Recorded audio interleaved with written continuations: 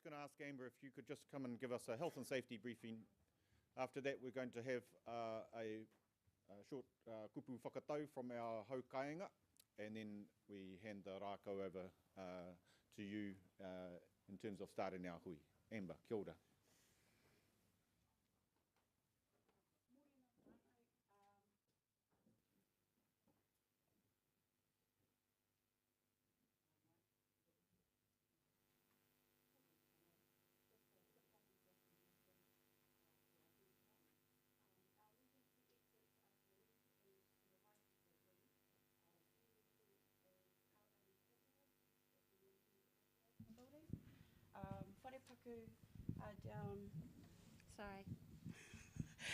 Down the first flight of stairs, just to the right of the room.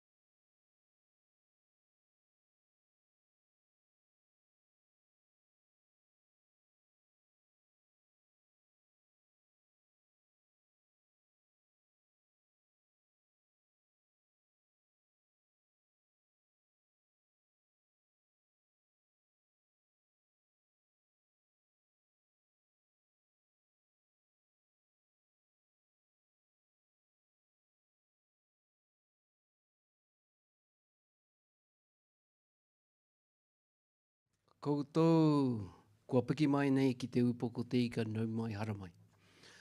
Haramai piki mai ki tēnei takiwa e mihi kawana ki koutou. Nei no waho koutou i te whanganui ātara tēnā piki mai. Nei no waho koe i te aro nei, i te aro pā nei, tēnā nau mai haramai. Haramai i raru i te āhuatanga o nā pai maunga o tēnei takiwa. Ka hoki atu au ki te āhuatanga o nā puke tapu o tēnei takiwa. Arā, ko puke ariki, ko puke atua, ko puke ahu. Timata i te rere o te waira ki te ahu mairangi. Rere kauana ki puke hinau, tai atu nei ki wai māpehi, tau atu ki tērā o te aropā. Arā, ko te aropā e mihi kau atu ki koutou. Me aro nei tātou ki te aha. Me aro nei tātou ki te pono, ki te tika, me te aroha. Nei kua herea mai koutou e rā huatanga ki roto ki tōku whare tēnā koutou. Kia haramai koutou i raru i te āhuatanga ko te ingoa o tēnei wāhanga o te whare nei, arā ko te raukura. Ko te raukura ka hāngai tonu nei ki te kōrero o te kāinga o Pariaka. Nō reira e honore korore ki te atua he mau ngā runga ki runga ki te wenua e wakaropai ki ngā tāngata katoa, aha ko kowai te tangata, aha ko nohia te tangata. Nō reira e koutou mā, kia nau mai, kia hara mai, kia rarau mai. Kia rarau mai, mehe mehe mau ana koe i te korawai taratara i tēnei wātonu, kai te ngau koe i tērā āhua, kai te mau hoki mātou o te kāinga i tērā korokorowai, tērā korowai taratara, arā, ko mātou kei te tangi, ko koutou kei te tangi, ko tātou e tangi hotu nei. Kia waihotia rātou ki a rātou ki aha. Kia mahia tātou te hāpai o nā ringaringa nā waiwai o rātou mai te mahi kei mui i tā aroaro. E tika ana he ara tā pokopoko kei mua i a tātou. He mahi nui kei mua i a tātou. Engari rā, kia whāia koutou i raru i te pono, i raru i te tika, i raru i te aroha.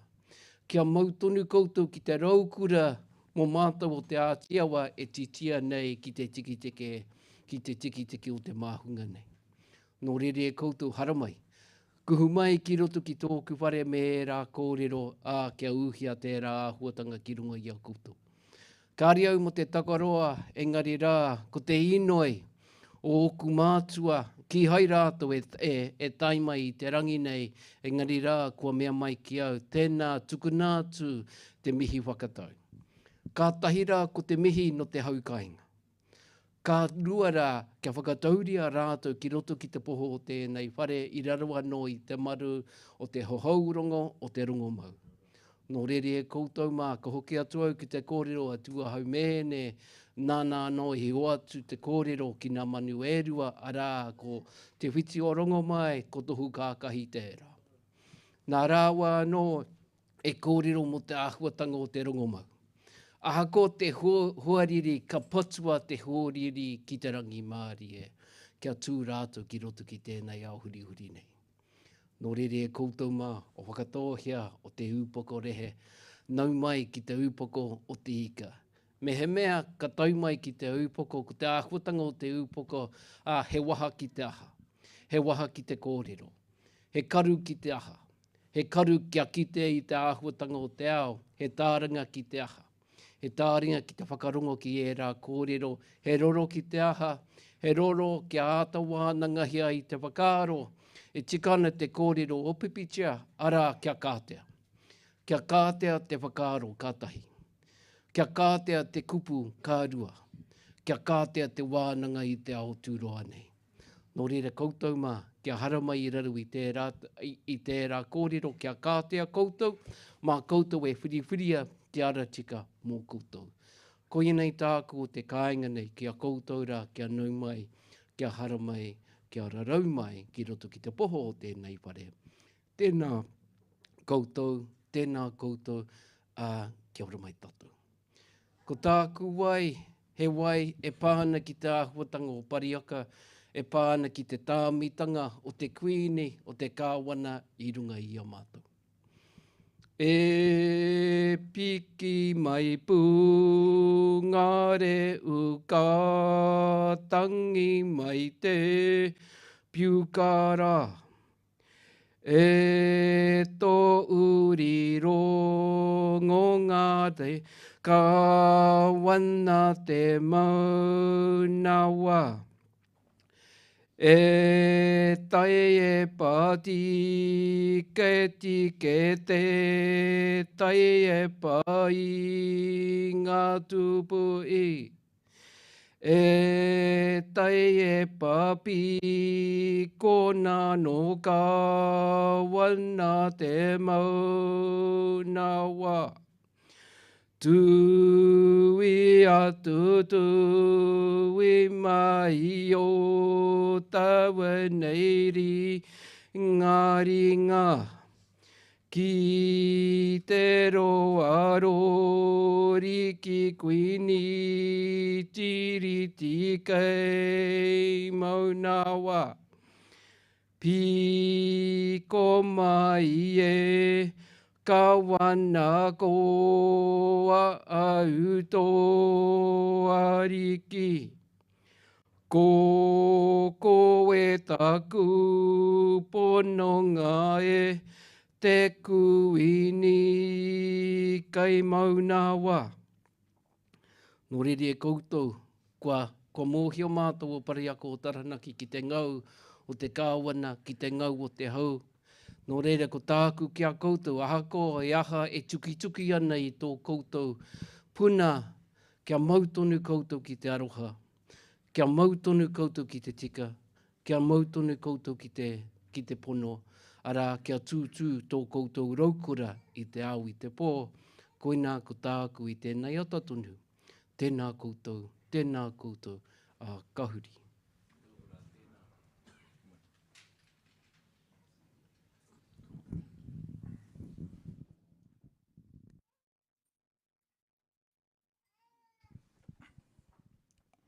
Tihei uri, tihei nako ka tauha, whakatau te rangi i runga nei.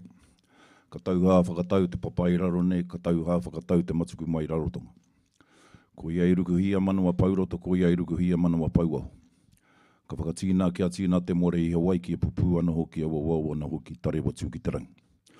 Aua kia eke panuku, eke tangaroa, whāno hara mai te toki, au mi e hui e taikia. Ko te wei ki ai hoa te timatanga o te whakaaro nui. Ko ia te pau tākiki, ko ia te pau tākeke.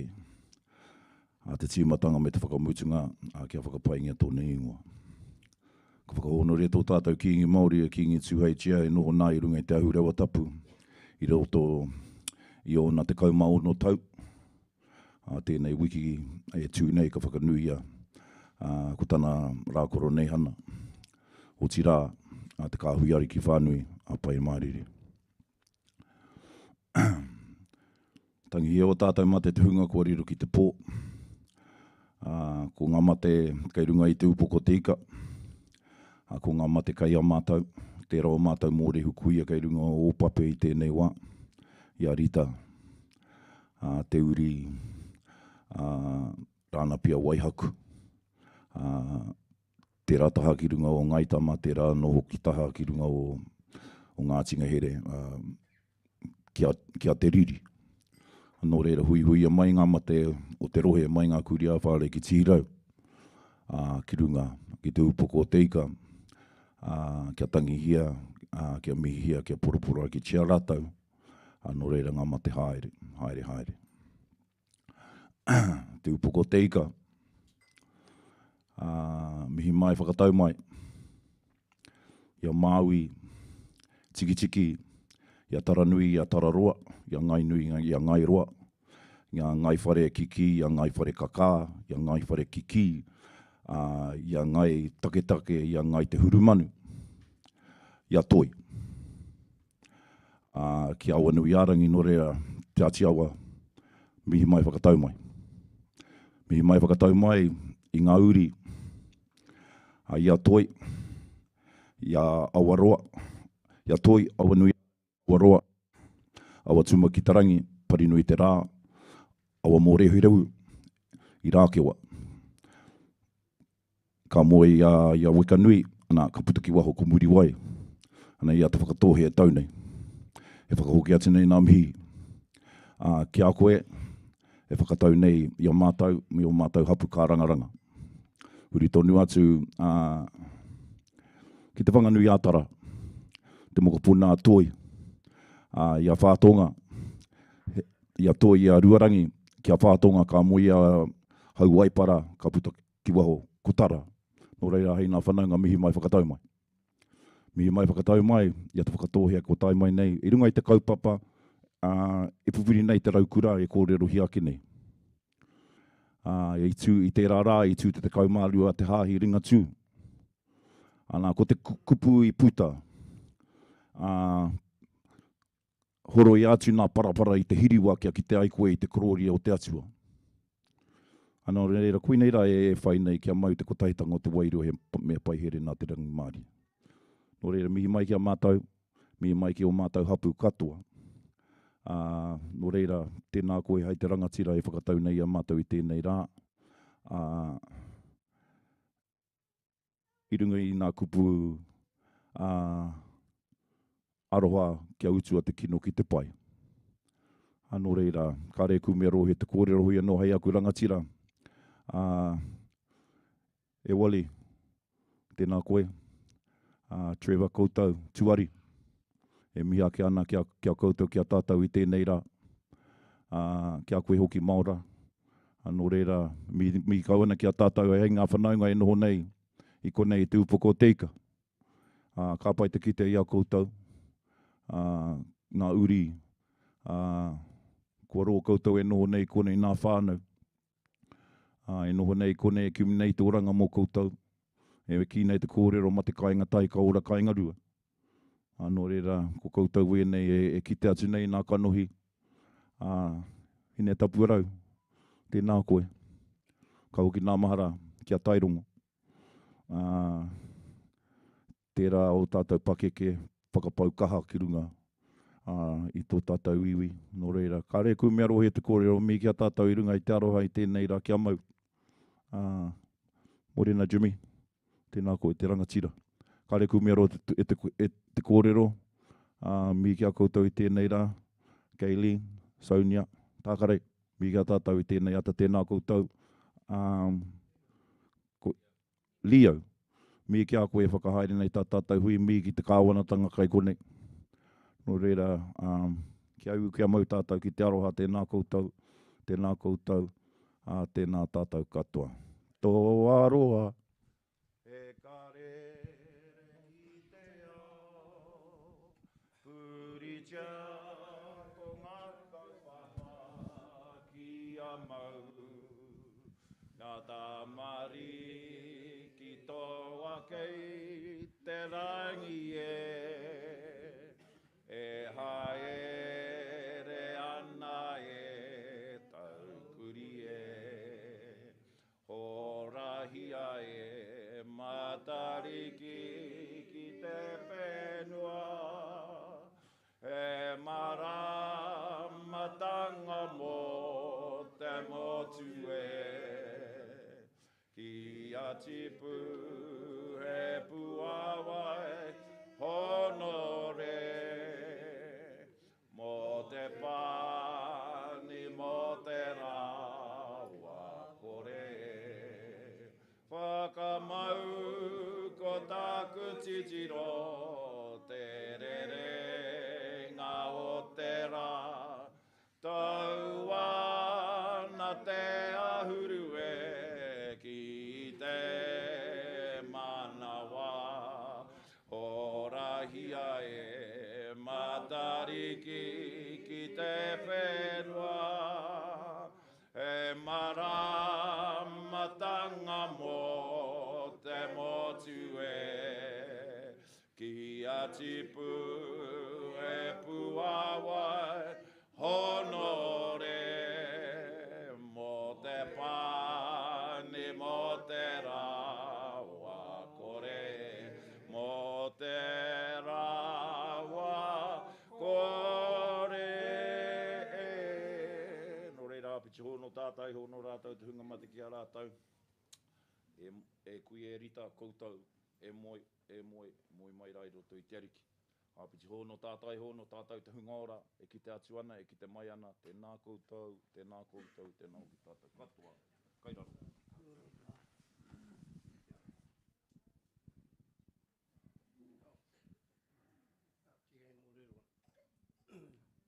Tēnei mihi atu ki te tarangatira.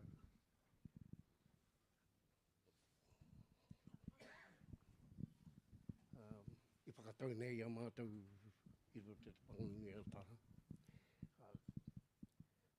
Tū he tautoko I ngā mihi, ka mihi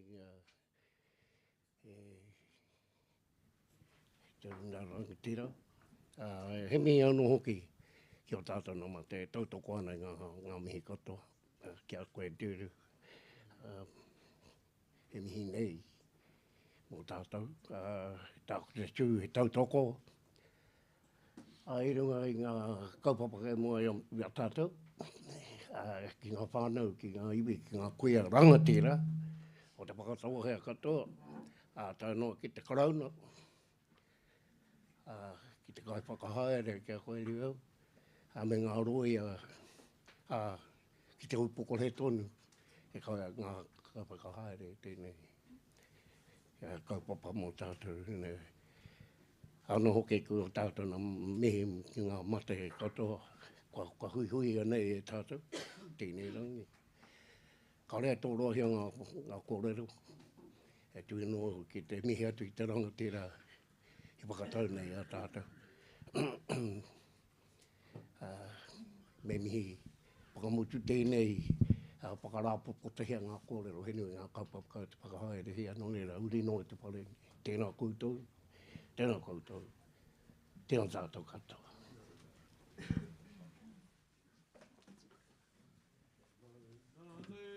Ahi waro, e tu atu nei, o hiwa te moana, e haruru hei. Rai mata te marae,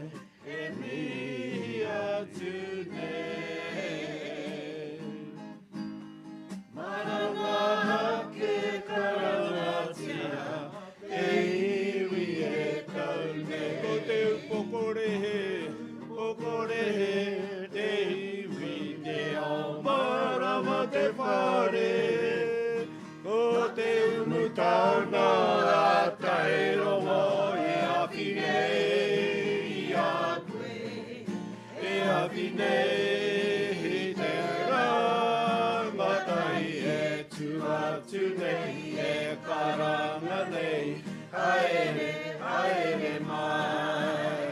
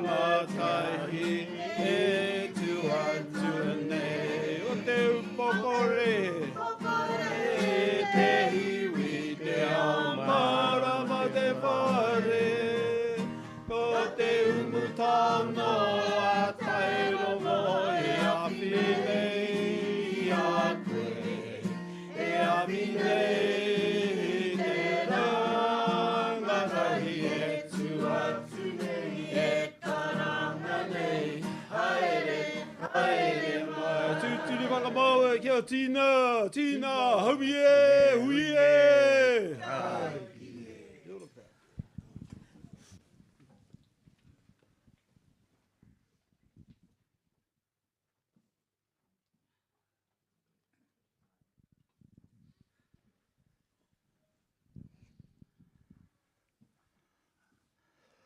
Ai, ki timata hea kareke mo tātou e tēnei ata.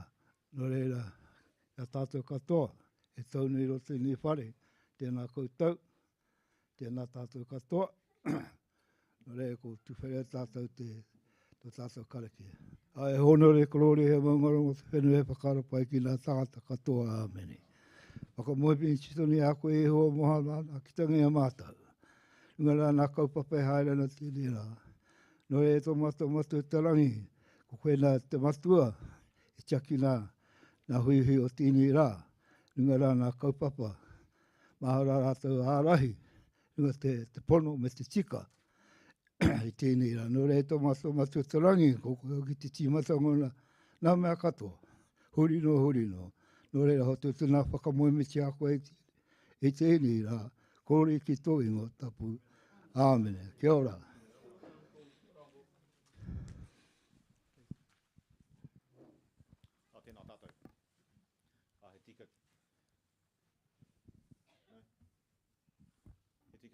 Ka tū tēnei, ki te whakahoki ngā mihi kua miha no reira tēnā koutou.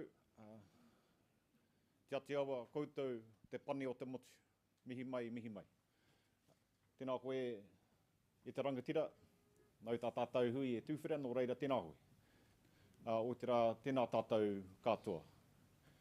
Ko wei tēnei, ko Leo Watson tōku ingoa, no heri taunga hau, ka hara mai au hei kai whakahaere o te hui nei, no reira ko tēnei te miha tika koutou. I roto e tēnei kaupapa whakanui ki a koutou i tēnei wā, no reira tēnā koutou katoa. Leo Watson's my name. I've got the privilege to be able to assist you today with facilitating the hui. I hail from Hiri Taunga. I am an independent legal counsel involved in treaty claims. I am not a member of the Crown. I've been asked by both parties, Te Whakatohea and the Pre-Claim Settlement Trust, to facilitate the hui. We've been going around the motu, as many of you know. Many of the faces are now familiar to me. I want to thank you for looking after me and making me feel welcome amongst you, and also for the way in which you've conducted yourselves during the hui. That's been really appreciated. For those who are new to the hui, we have a set format that we're going to go through. There are some preliminaries that I have to take you through. Some of the slides also around what brought us here. We're then going to have a presentation from Te Whakatohea petitioners. There's going to be a presentation from the Whakatohea Pre-Claim Settlement Trust. Before that, we're going to have a presentation from the Crown. And those three presentations will provide the information base as a tuapapa for our kōrero.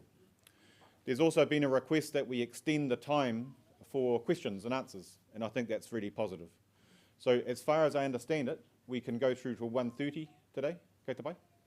Yes? And we'll see how we track. If we can finish earlier, then well and good, but we want to allow some additional time to make sure that you have your chance to ask questions. So therefore, we ask for your patience and silence during the presentations. There will be an opportunity for you to ask the presenters your points of clarification. Can you just bear with me while we go through some of the preliminaries, please? Can I just ask that we make sure we have our cell phones on silent or vibrate? It can be very distracting if a cell phone goes off. We've had our safety briefing, just a couple of the other practical matters. There is an attendance list outside. I know some of you, I did, come through this door. So if you haven't yet signed the attendance register, please make sure you do so. It's really critical for the success of these hui that we have a clear record of who has attended. This hui is being recorded and also streamed across YouTube. So we just let you know that as a matter of courtesy, that these proceedings are being recorded. We are going to have a sign language interpreter who's working, as I understand it, from o Tautahi. Nō reira, kei te mihi ati ki a koe, me tō pukenga. The request, therefore, is that we all, including me, I've just remembered, speak deliberately and clearly when we're giving our presentation, but also when you're asking questions. It's an amazing skill that those interpreters have, but as I understand it, it's much easier if we speak slowly and clearly to allow them to do their job. There are been a series of hui. We have one further hui tomorrow night. Yes? Next week. I thought it was tomorrow night. We've got next Monday night. That's for a whole lot of reasons I won't go into a hell of a relief. Now, I'm going to just, as I go through the slides, we will have a short presentation from Isaiah from Election NZ, and I just want to mihi to them and their team for the work. Voting is still open. This information pack sets out the details.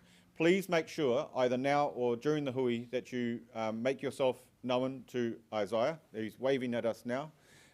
And ask any questions you have about voting. If you haven't yet received your pack and the like, he's the man to go to and assist us. So I'm going to invite him shortly when we get to that slide to just give some more details about that. There is a couple of roving mics here that Moana has. When it comes your turn for speaking, if you can just say your name clearly for the minutes. Feel free to identify your primary hapu affiliations if you wish, and who you want to answer your question. So please wait for the mic to get into your hand. I know some people are a bit uncomfortable with the microphone. It just is the courtesy for those who are listening to our kōrero online that they can hear everything that happens. Kei te pai? So very briefly, actually before I do this, can I just get a show of hands for those who have not yet participated in any of our hui?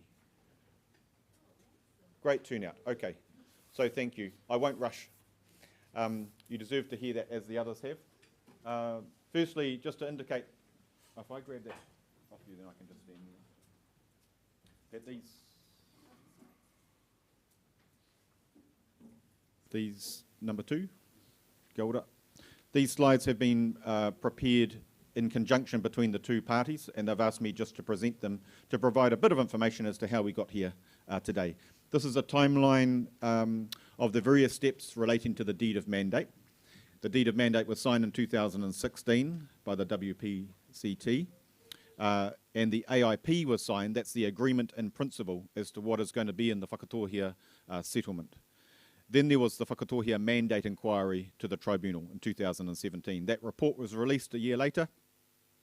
It recommended that Whakatohea be given a chance to vote on the way forward. And in 2018, there was a majority vote in support of the Whakatohea Pre-Claim Settlement Trust to continue negotiating their settlement. We note that Whakatohea voted against that vote. The Crown agreed to proceed with a parallel process through 2019. By 2020, there was another application filed in the Waitangi Tribunal. This is for urgency concerning the negotiations and the deed of mandate. So that report was released just last year from the Waitangi Tribunal. Te Upoko Rehe submitted a petition to withdraw, which we'll get into shortly, and the deed has been initialed, with now, as we'll hear, the final step left is ratification. Here we are here in 2022 with what we call these mandate amendment information hui, and also running parallel to these hui is the voting process. What is mandating? It's a process by which you, as the claimant community, choose representatives and give them the authority to enter into discussions and then an agreement with the Crown about the settlement of your historical treaty claims. That mandate was recognised in 2016, but inside the mandate is a special mechanism to allow a hapu to seek withdrawal or an amendment. And this is what has triggered these hui today, because the Upoko Rehe petitioners have sought withdrawal following the process under the deed of mandate. A little bit about the deed of settlement itself.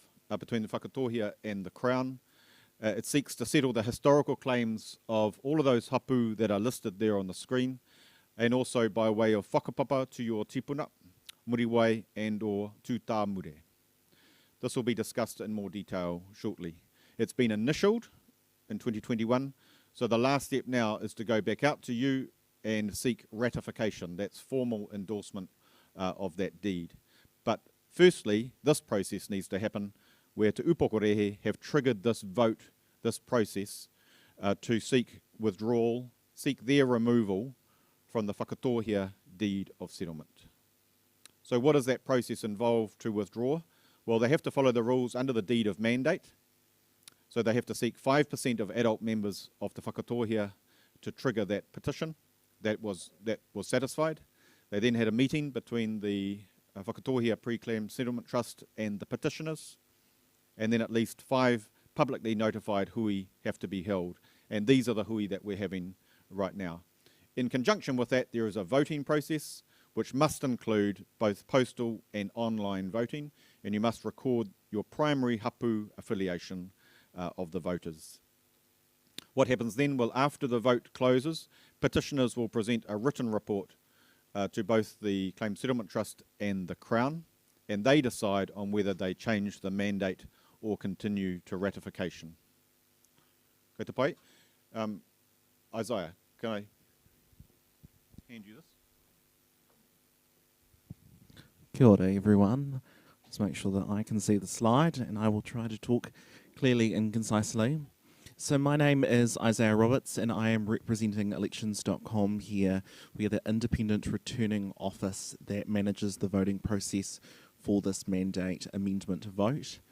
So just go over a couple of key points that are up on the page and in a bit more detail with everything. So voting is open at the moment. If you are registered with the Whakatohea Māori Trust Board, or you signed the Te Upokorehe petition, you have been posted a ballot paper, so a voting pack, which includes the ratification booklet, that is the information book that is on everyone's chair, a voting paper, and a free post return envelope. If you are registered with the Whakatohea Māori Trust Board, you do not need to complete the whakapapa to vote process because your whakapapa has already been validated. If you signed the Upokorehe petition or are not registered with the Whakatohea Māori Trust Board and wish to participate in this voting process, you do need to complete the whakapapa to vote process. And so everyone that has signed the Upokorehe petition who has voted, I am keeping a track of that and making sure that we keep in contact with anyone that we may be outstanding a whakapapa to vote form. So I am here today at the back of the hui. I am the person to come and talk to if you have any questions relating to being registered to vote, casting your vote. I have voting papers here. If you've left your vote at home and you would like to cast a vote today, come and see me. If you have whānau that you know that need access to the vote, come and talk to me and I will walk you through that process. The whakapapa to vote form, there's a hard copy form or there's an online version. So elections.com/whakapapa to vote. Whānau that are not registered with the Whakatohea Māori Trust Board, they can complete that, and when they submit that through, it's just an online form. The next day, a vote is automatically emailed to them if they have an email address, and that is our preference. We all know how great New Zealand Post is. And if they don't, we understand that there are whānau that may not have an email address. We do still post them out to whānau. So there's a few places if you need support.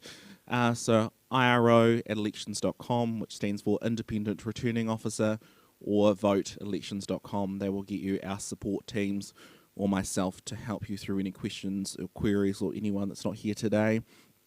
We also have free phone support numbers, so 0800 666 047 within New Zealand, or 1800 859 370 from Australia. I am aware of, on Friday, we have had an issue with the Australian number that Digital Island has said this morning is resolved for tomorrow.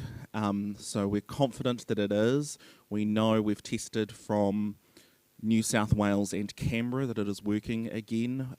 It's worked for years. Why it stopped working all of a sudden, all I can say is sorry. I can apologise. I don't know.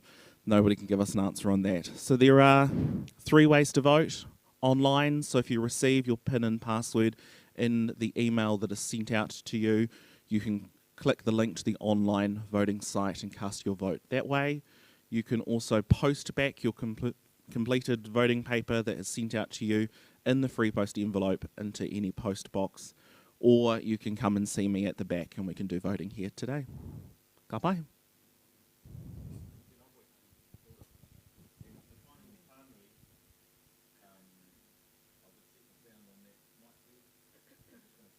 Kei te pai. The final pānui is, just to clarify in my era, the next hui is on Monday the 22nd of August, so not tomorrow, Monday week, on online Zoom, and it starts at 7 p.m. and you can find the link by way of any inquiries through these various parties, or if you require the link today to be given to you, please come up and ask us.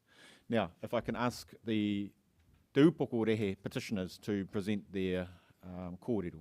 Tēnā koutou.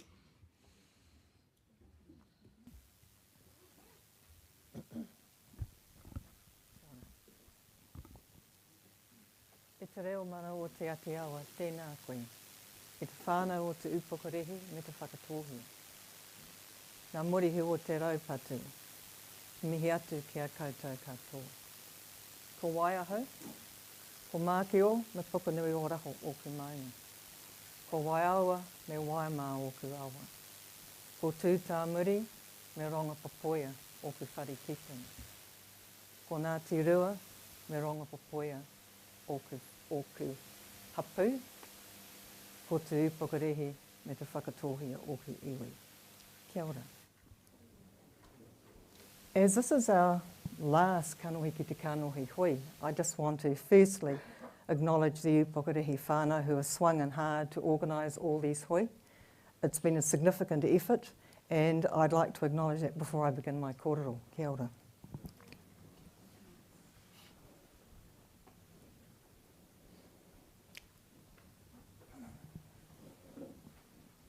This is why we're here today.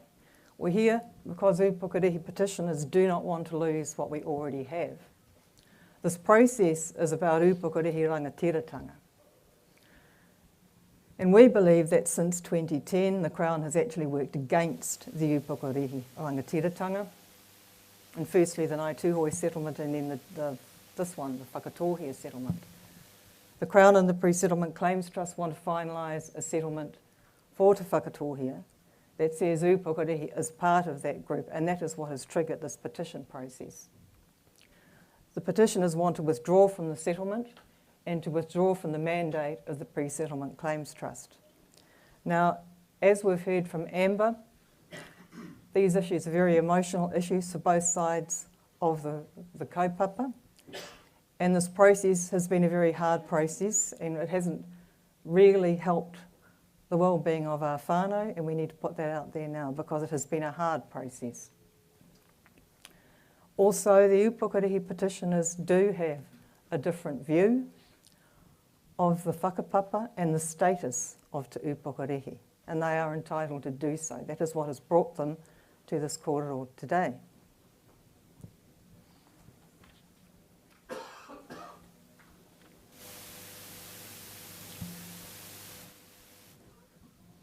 So Te Upoko Rehe filed a petition in November 21, seeking to remove Te Upoko Rehe from the settlement. Hang on, I'm just going to go back. I think I might have missed a slide.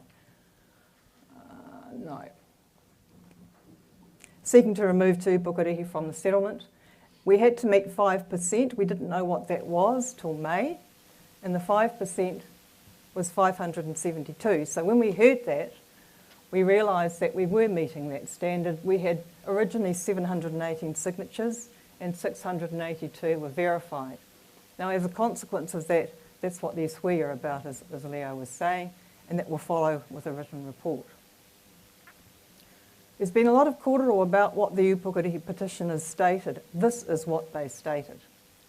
They said that the Crown and the Pre-Settlement Claims Trust plan to initial the settlement of historic claims November 21. The voice of Te Upukarehi is not heard in that settlement. Our whakapapa and claims are distinct from Te Whakatohea, and Te Upukarehi object to being swept into the settlement as part of Whakatohea. We object to Te Upukarehi whenua and sacred sites being given to Whakatohea as part of their settlement, and Te Upukarehi want to stand on our own mana and have the Crown engage directly with us to settle our claims about our whenua and our wahi tapu. Now, we also said that urgent action was required and asked the petitioners to sign. So all those who whakapapa to Te Upukarehi join the petition and show the Crown that Te Whakatohea does not have our permission or agreement to act for Te Upukarehi. By signing this petition, you will be telling the Crown you want Te Upukarehi iwi, its claims, its whenua and sacred sites removed from the settlement. Now this process is part of holding the settling body to account. That's the purpose of a mandate and the purpose of this withdrawal vote. 700 odd Upukarehi petitioners do not support the settlement, and you will hear that there is Upukarehi representation in the settling entity. Or 700 odd petitioners have not given them their mandate. They do not accept those people. Those people have not come to talk to Te Upukarehi, and that mandate is rejected by the Upukarehi petitioners. Also, a comment was made that you don't have to be Upukarehi to sign the petition. You do have to be Upukarehi to sign our petition. You had to whakapapa to Te Upukarehi, and that's what was verified. And this isn't the first petition that Te Upukarehi has filed. In 2015, 380 Te Upukarehi people petitioned to come out of the settlement. In 2016, 425 petitioned to come out of the settlement. In the vote in 2018, 203 wanted out and 148 stayed in. So after this, as you've heard, the Crown and the Pre-Settlement Claims Trust meet to discuss next steps. And we get to present a report. The report must contain the public notices, the register, so please, as everybody has said, fill out that register, minutes and other related information. Well, for Te Upukarehi, this has been a last resort. The petitioners put their faith into Upukarehi, and we are completing that process. We believe it's up to the Crown to lay out the impact because really we don't know yet. It's still being unpacked. But we believe the settlement is going to leave Te Upukarehi worse off. Te Upukarehi currently exercises rangatiratanga in our rohi. We also reject the many half-truths in the Pre-Settlement Claims Trust about the petition and this process. We also reject allegations that removing Upukarehi from the settlement will suddenly redefine everybody's whakapapa. It does not do that. It means that Whakatohea have to redefine their claimant definition. So what is this vote about? Well, Upukarehi do not want to be part of the settlement. We're saying that others do not speak for us. This vote does not change the Upukarehi identity. And identity is for Upukarehi. It isn't subject to this vote. So, as the returning officer would have told you, there are voting packs being sent out. If you haven't received one, please contact them. The whakapapa form is there for special votes. And if you aren't on the register, please fill out as much as you can, and they're confidential. Those whakapapa forms will not be placed on any register, they'll be destroyed afterwards. And the resolution is the Whakatohea Pre-Settlement Claims Trust mandate should be amended to exclude Te Upukarehi and their claims from the Whakatohea settlement for historical treaty claims. And we're asking all people to vote yes for that, because a yes will clearly tell the Crown and the Pre-Settlement Claims Trust that the Pre-Settlement Claims Trust cannot speak for Te Upukarehi. We've identified a lot of problems with the settlement for Upukorehi. The historical grievances lie unaddressed. The Crown continues to fail to protect the rangatiratanga of Te Upukorehi. There are issues around the whakapapa. There are issues around individual groups of rangatiratanga under the settlement. Te Upukorehi whenua is being used in the Whakatohea settlement, and the historical account is flawed and rushed. So what are these grievances? Well, they have not been addressed. The Crown committed the worst atrocities in the Eastern Bay of Plenty, and Upukorehi was certainly one of those. So they invaded our lands and confiscated our lands and then used our lands in their ongoing settlements.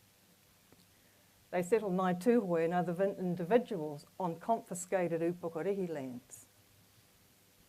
When they vested the Hiwaro Reserve into the Upukorehi tribe and the Hokianga Reserve into the Upukorehi hapu, individuals, some who were not even Upukorehi, were named in the title, and women received only half shares. At the same time, Upukorehi was designated a hapu in the Ōpapi Reserve, when Te Upukorehi never lived there and were a tribe in their own right. The Ōpapi Reserve was seen as Waiwai Tarewa by Whakatohea, the Upukorehi chief and Tiriti signatory. Now, why was that? Well, our kaumātua and our Upukorehi whānau shared with us that when Whakatohea, before he signed the Tiriti, he wanted to talk to Upukorehi wherever they were living and ask them. So he went away to get the feedback on that, came back successful. And when he came back, he found that some Whakatohea individuals had sold his lands to the Church Missionary Society. And then recompense was offered. Land around Ōmaramotu, he said no, those lands are Waiwai Tarewa, we'll never go there. And Upukorehi never did go there. But the Crown now continues to use confiscated Upukorehi lands to provide settlement to Ngāi Tūhoe and also to the Whakatohea. So prior to the establishment of the Whakatohea Māori Trust Board, Upukorehi petitioned twice over those injustices for Hiwaro in the 1930s. Those petitions were turned down. The Crown and the courts continued to turn them down because they said, we've confiscated that land, we can settle whoever we like on it. So that's how the Crown has used Upukorehi lands since the confiscation. So the Whakatohea Māori Trust Board was set up, and Upukorehi petitioned, after their failed petitions for Hiwaro, they petitioned alongside Upukorehi for redress. They didn't expect a board to be set up. They thought they were going to get their lands back. That's what they were petitioning for. They didn't think there'd be a board, there'd be one pūtea, and everybody would be put in there. So the board was set up with 6 hapu, 2 reps per hapu. Upukorehi was declared to be members of the Whakatohea tribe by legislation. But the Whakatohea Māori Trust Board does not and cannot represent 4 out of the 5 Upukorehi hapu. Now the post-settlement governance entity is going to be more of the same. Currently there's 2 out of 12 on the Whakatohea Māori Trust Board. The post-settlement governance entity is going to be 2 out of 16. The Crown continues to fail to protect the rangatiratanga of Te Upukorehi. That is a treaty breach. That is a treaty breach in itself that lies unaddressed in this process. Te Upukorehi's Tribal Landscape Report is currently being commissioned. Negotiations are taking place and a real lack of historical and factual information about Te Upukorehi and their rohi. Crown decisions are being made about Te Upukorehi on this basis, and the deal is progressing in haste prior to any findings being made. And what does it mean, this process that we're running through? It means the tribunal can't make recommendations on their findings.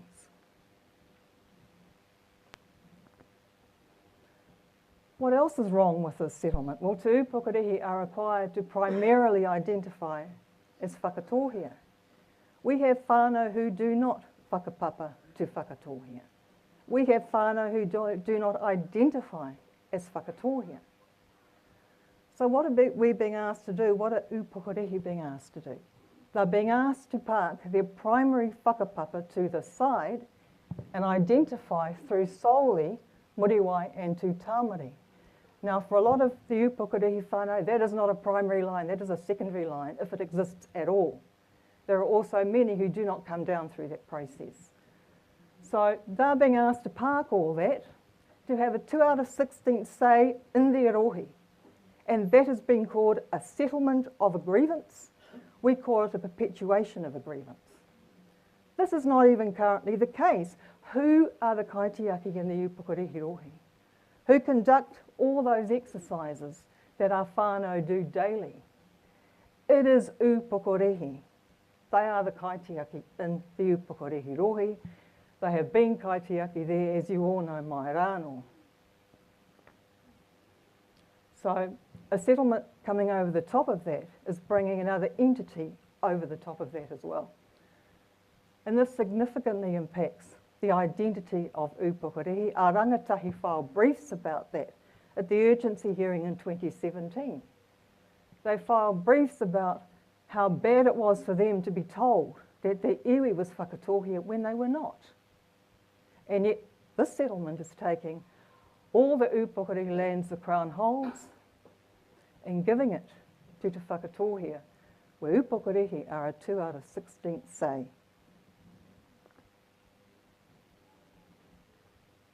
So we've got 39 Upukarehi sites that are going. Te Tāwai, Toki Toki, that's a very important one. Toki Toki, well, they all are.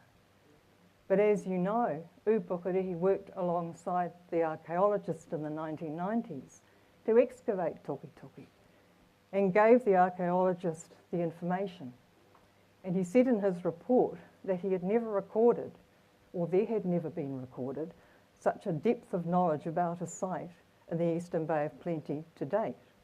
That knowledge was to Upukarehis. The other sites that are going, the Waiatahi Reserve, now that's where our Kiwi Trust has been operating, mai rāna. Can groups benefit, oh, we've got the wrong slide here. Can groups benefit individually under the settlement? Hapu can be a beneficial entity of Te Tāwharo or Te Whakatohea, which is the entity. The beneficial entity is a legal entity that represents a group of members of Whakatohea and is approved by the governance entity by unanimous resolution. Now think about that. A group of members of Whakatohea, that doesn't necessarily have to be a hapu, it's a group of members, and is approved by the governance entity by unanimous resolution. Well, there's now 16 of them. We all know how easy it's been getting a unanimous resolution out of the existing governance board. So that's a bit of a get out of jail free card from our perspective, because it means the land will stay there until there can be a unanimous resolution.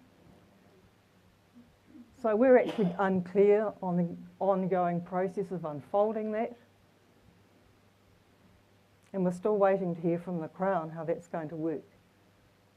We actually had another slide in here. I think we've got the old version. But the new slide made the point that we do not have the knowledge about how that's going to really operate to be able to tell our whānau, yes, we can say you're going to be operating your rangatiratanga over your lands. We can't say that. Well, the historical account, the research in that historical account was very rushed. It does not reflect Upukarehi history. And the Waitangi Tribunal report that will reflect that history can't even be used to make legitimate findings about Te Upukarehi.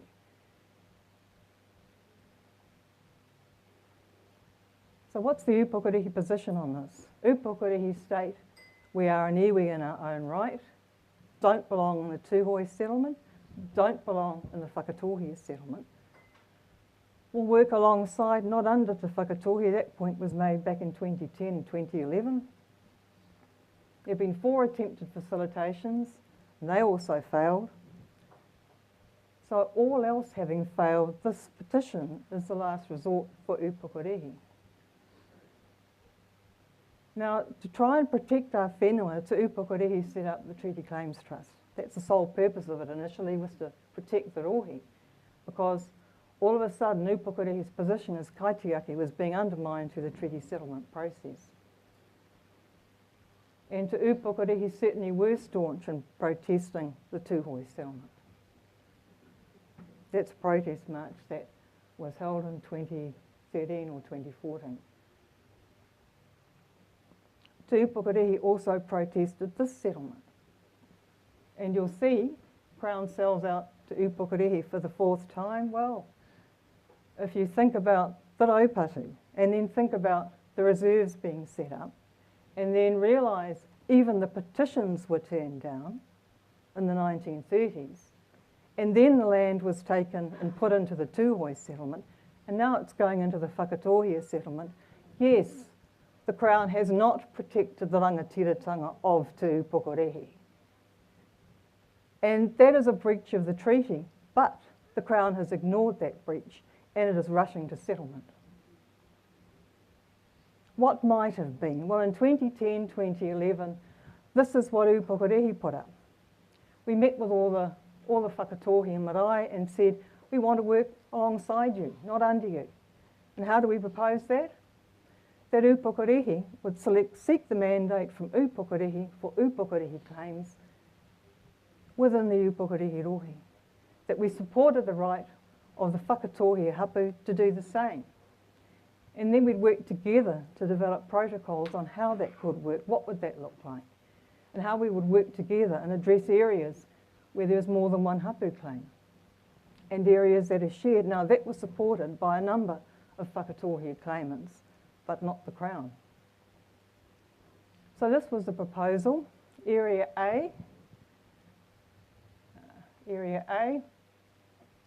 Te Upukorehi Tūturu. Area B, Whakatohea Tūturu. Area C, shared, not just between Upukorehi and Whakatohea, but whānau kaita, tanga mahiki, Ngāti Ruapani, Tūhoe, and there may even be others in there. We don't know yet because the conversations with all the groups involved in Area C have not been completed. So when the Taku Taimoana Act came along, Te Upukorehi approached the task under our own mana. We didn't approach it as part of any other entity. The evidence that Upukorehi presented took a lot to get it on paper. That's because Te Upukorehi had never gone into print with a lot of that intimate knowledge before. It is knowledge that the kaumātua have held within the rohi. Over 100 wahi tapu sites were filed. All the kōrero had the name, the reason, the meaning for the name, the purpose of the wahi tapu, and if it was a fishing ground, what was caught there and how often. The successful groups in the maka were the 5 hapu of Te Whakatohea and Te Upukorehi. There was no other application put forward by Te Upukorehi. An application that was put forward by Te Whakatohea iwi as a whole, as an iwi-wide claim, was not successful. So those holding the title were the 5 hapu of Te Whakatohea and Te Upukorehi. Now, we already care for our rohi. You've heard me say there's no other entity there. Well, that's because Upukorehi are the mana whenua there. And even though a lot of the land is currently with the Crown works with Te Upukorehi. The Upukorehi Resource Management Team, which has been established for over 30 years, has worked and looked after the rohi on a daily basis. The Kiwi project, which is supported by DOC, is a fabulous project. You'll hear about that from Trevor. There's also an MOU with the Regional Council for Onikawa Te Mawhai. Now that MOU recognises that Onikawa Te Mawhai is very significant to Upukorehi because Upukorehi are mana whenua there. We recovered, with the support of the Tohunga Torohua, the pilot whales that beached at Upukorehi. They actually beached in the Ohiwa Harbour. And we've got there, hold a unique tohora collection. Well, there are much bigger tohora collections in museums around the world. But the tohunga tohora told us, and she has spent her lifetime dedicated to recovering the tohora, that there is no other complete whānau anywhere in the world, to her knowledge. There is only this whānau that Upukorehi hold. To protect that, Upukorehi established a draft statement of cultural and intellectual property rights to help work with the tohunga tohora, but also the universities. And Upukorehi is represented in her own right on Maina Kurea Whare ki Tihiro and the Ohewa Harbour Implementation Forum and Strategy Coordination Group.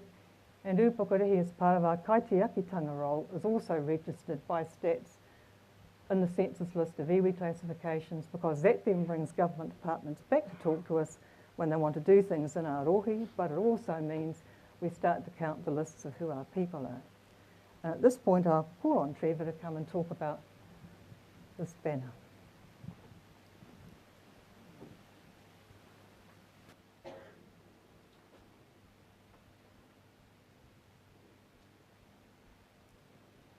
Kia ora tātou katoa, ko Trevor Ransell talking ingoa. I am the custodian and treasurer of Kutarere Marae. I'm also the member of the Upukorehi Iwi Resource Management team. We have over 20 kaitiaki working day to day. We have 20 kaitiaki working daily, day to day, within the rohe of Upukorehi, from Marae Tōtara to the Waiweka River. In 2014, 70 pilot whales stranded and died in the Ohiwa Harbour. Roimata Marae was turned into a laboratory, a science research lab for 2 years under the Tohunga Tohora Ramari Steward of Ngāti Awa, and also researchers. There were 4 from the Otago University. The tono was put out to Maina Kurea Whare ki Tihiro for iwi members to come in turn and help on this project that we undertook. A significant project for 2 years, day in, day out, as the kaitaki, and that working alongside with Regional Council, Te Papa Atawhai. From Whakatane, the manager was, the manager of Te Papa Atawhai and Joe Harawera. The pilot, there were 70, as Kahu Kore said.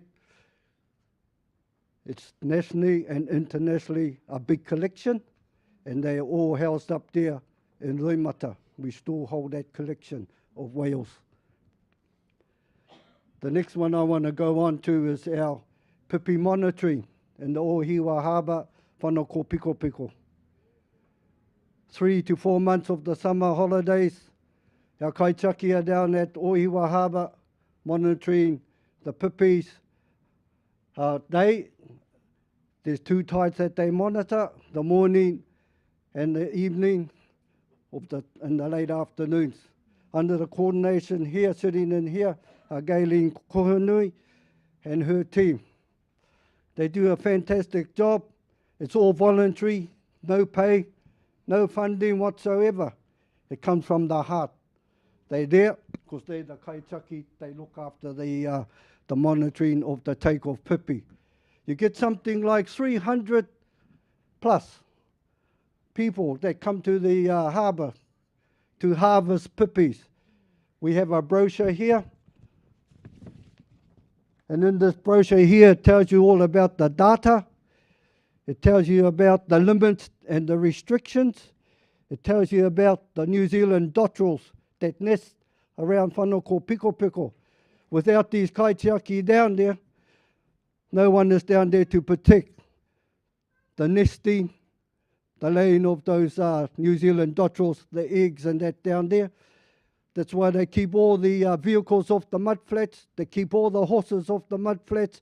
They keep all the dogs off the mud flats. That's why you need these kaitiaki down there.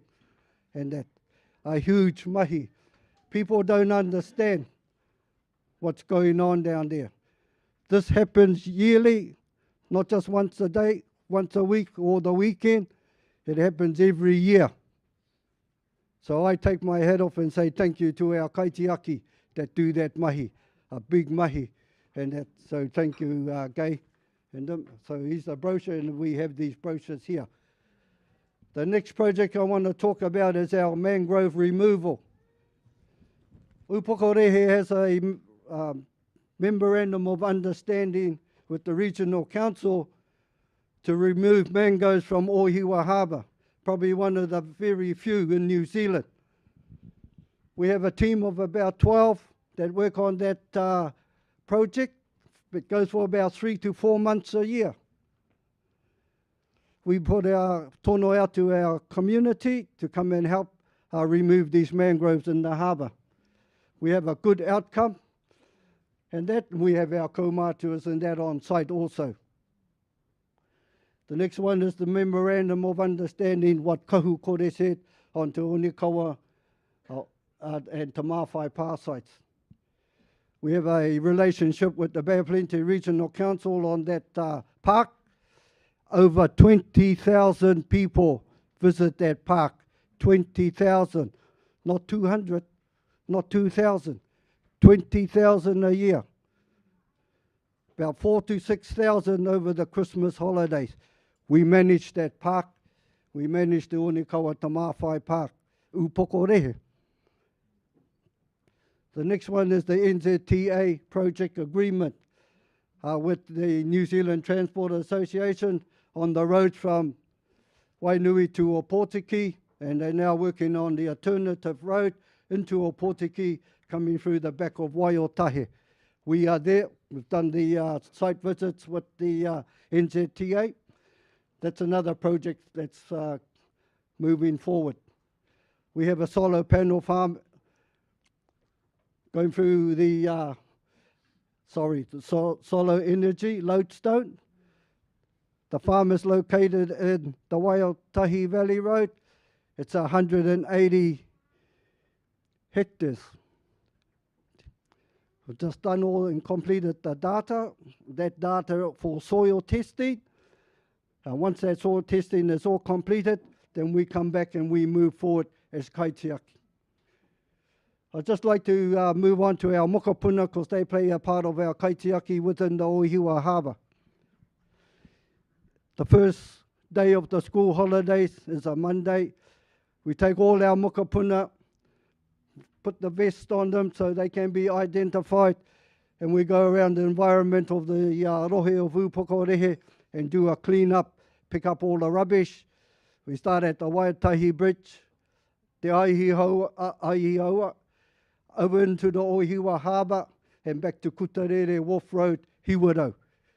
It's a huge task, and all our rubbish is taken to the Oporiki rubbish tip, and that huge task. And good to have our moka involved also in these research projects, water testing, pipi monitoring. They are down there also learning, and that. Our Kiwi project, and I'd like to just pass on my condolences to Richard Wikotu, who helped and worked on this Kiwi project. It's a 260 hectare project. It's up in the Waiotahe Valley. Something like 80 kiwis are already gone out of there, the eggs and that. They're nesting in other iwi locations and that. It's a big task. They have a team of about 6 that go around and they do the rebaiting of the bait station, something like 160 to do in the circuit, and that it's a huge mahi. We're on the pest control. We're moving the stoats, the ferrets, possums, hedgehogs, the kiore, all that. That's all part of this work, a big mahi, and that. So that's just some of the work that we do. I'm hardly home.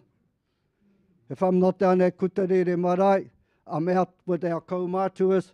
We do something like 6 visits, site visits, around the rohe. And our site visits are on subdivisions. Our site visits on property owners or kiwi fruit owners want to take water. They have to go through a resource consent. They have to go through the process. And for a resource consent, it's up to 15 years to take groundwater. Just one site visit on one kiwi fruit. 15 years they're asking to take water for the frost. During the winter time, they have a backup. We are there. We walk the talk. We walk the talk, whānau. We don't just sit in the office and talk the talk. We are out there daily, and here they are sitting here, and I thank them very much. Thank you, Kahu.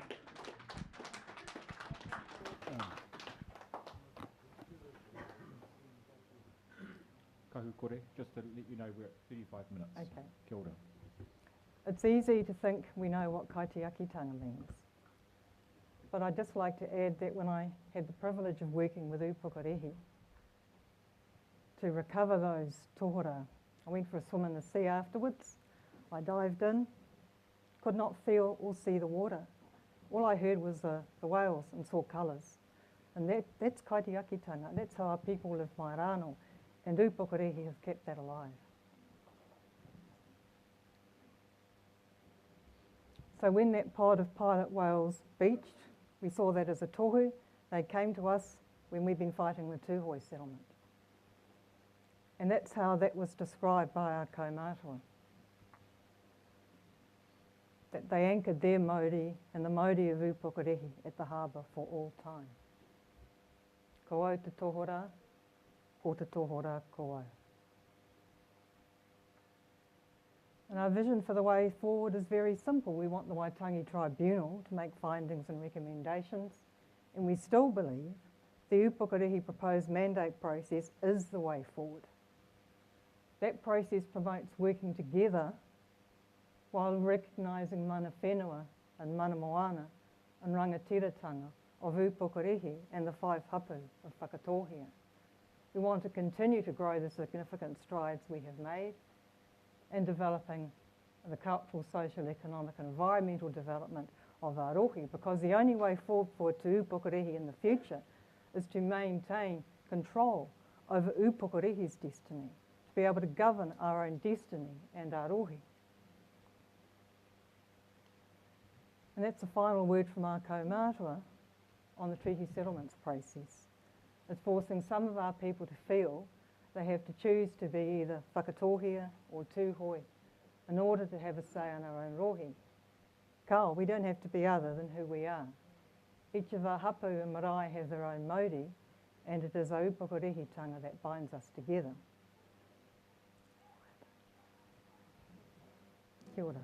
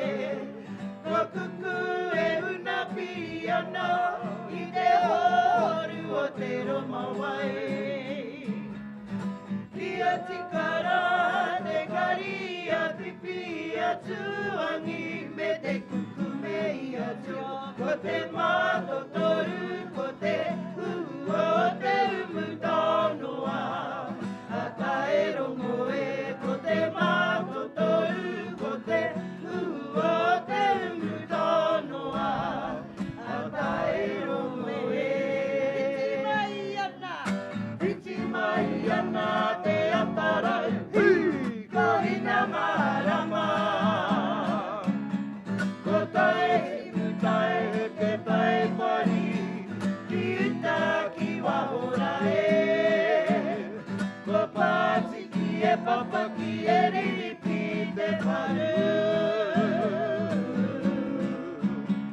Ko arara hapuku tamure, ia tupato koe kakati koe whai, ko te mato toru, ko te uhua o te umutanoa. A tae rongo e, ko te mato toru, ko te uhua o te umutanoa. A tae rongo e. Tina, haumie, huie, taikie.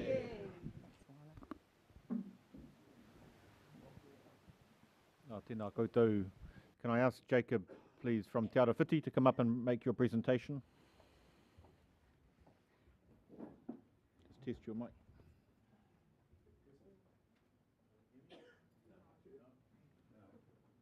Testing. On.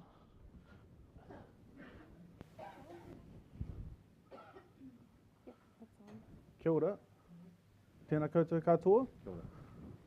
Ko Jacob Pollock toku ingoa. Ko au kai whakahaere ki Te Tima or Eastern Bay of Plenty negotiations at Te Arawhiti. So my role at Te Arawhiti is to manage the Eastern Bay of Plenty Treaty Settlement negotiations, which includes the Te Whakatohea negotiations.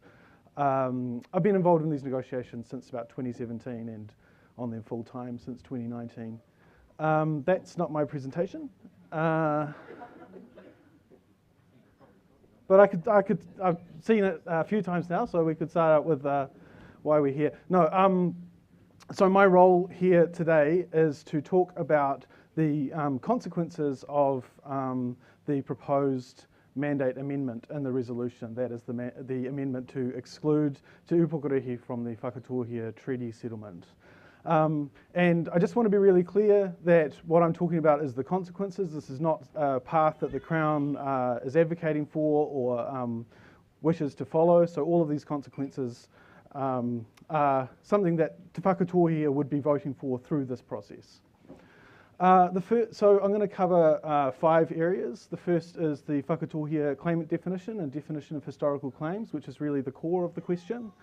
And then the consequences would be the effects on the agreed redress, post-settlement governance of Te Whakatohea, the settlement of Te Upukarehi treaty claims, and then just a short little bit about the Takutai Moana decision and the Edwards applications.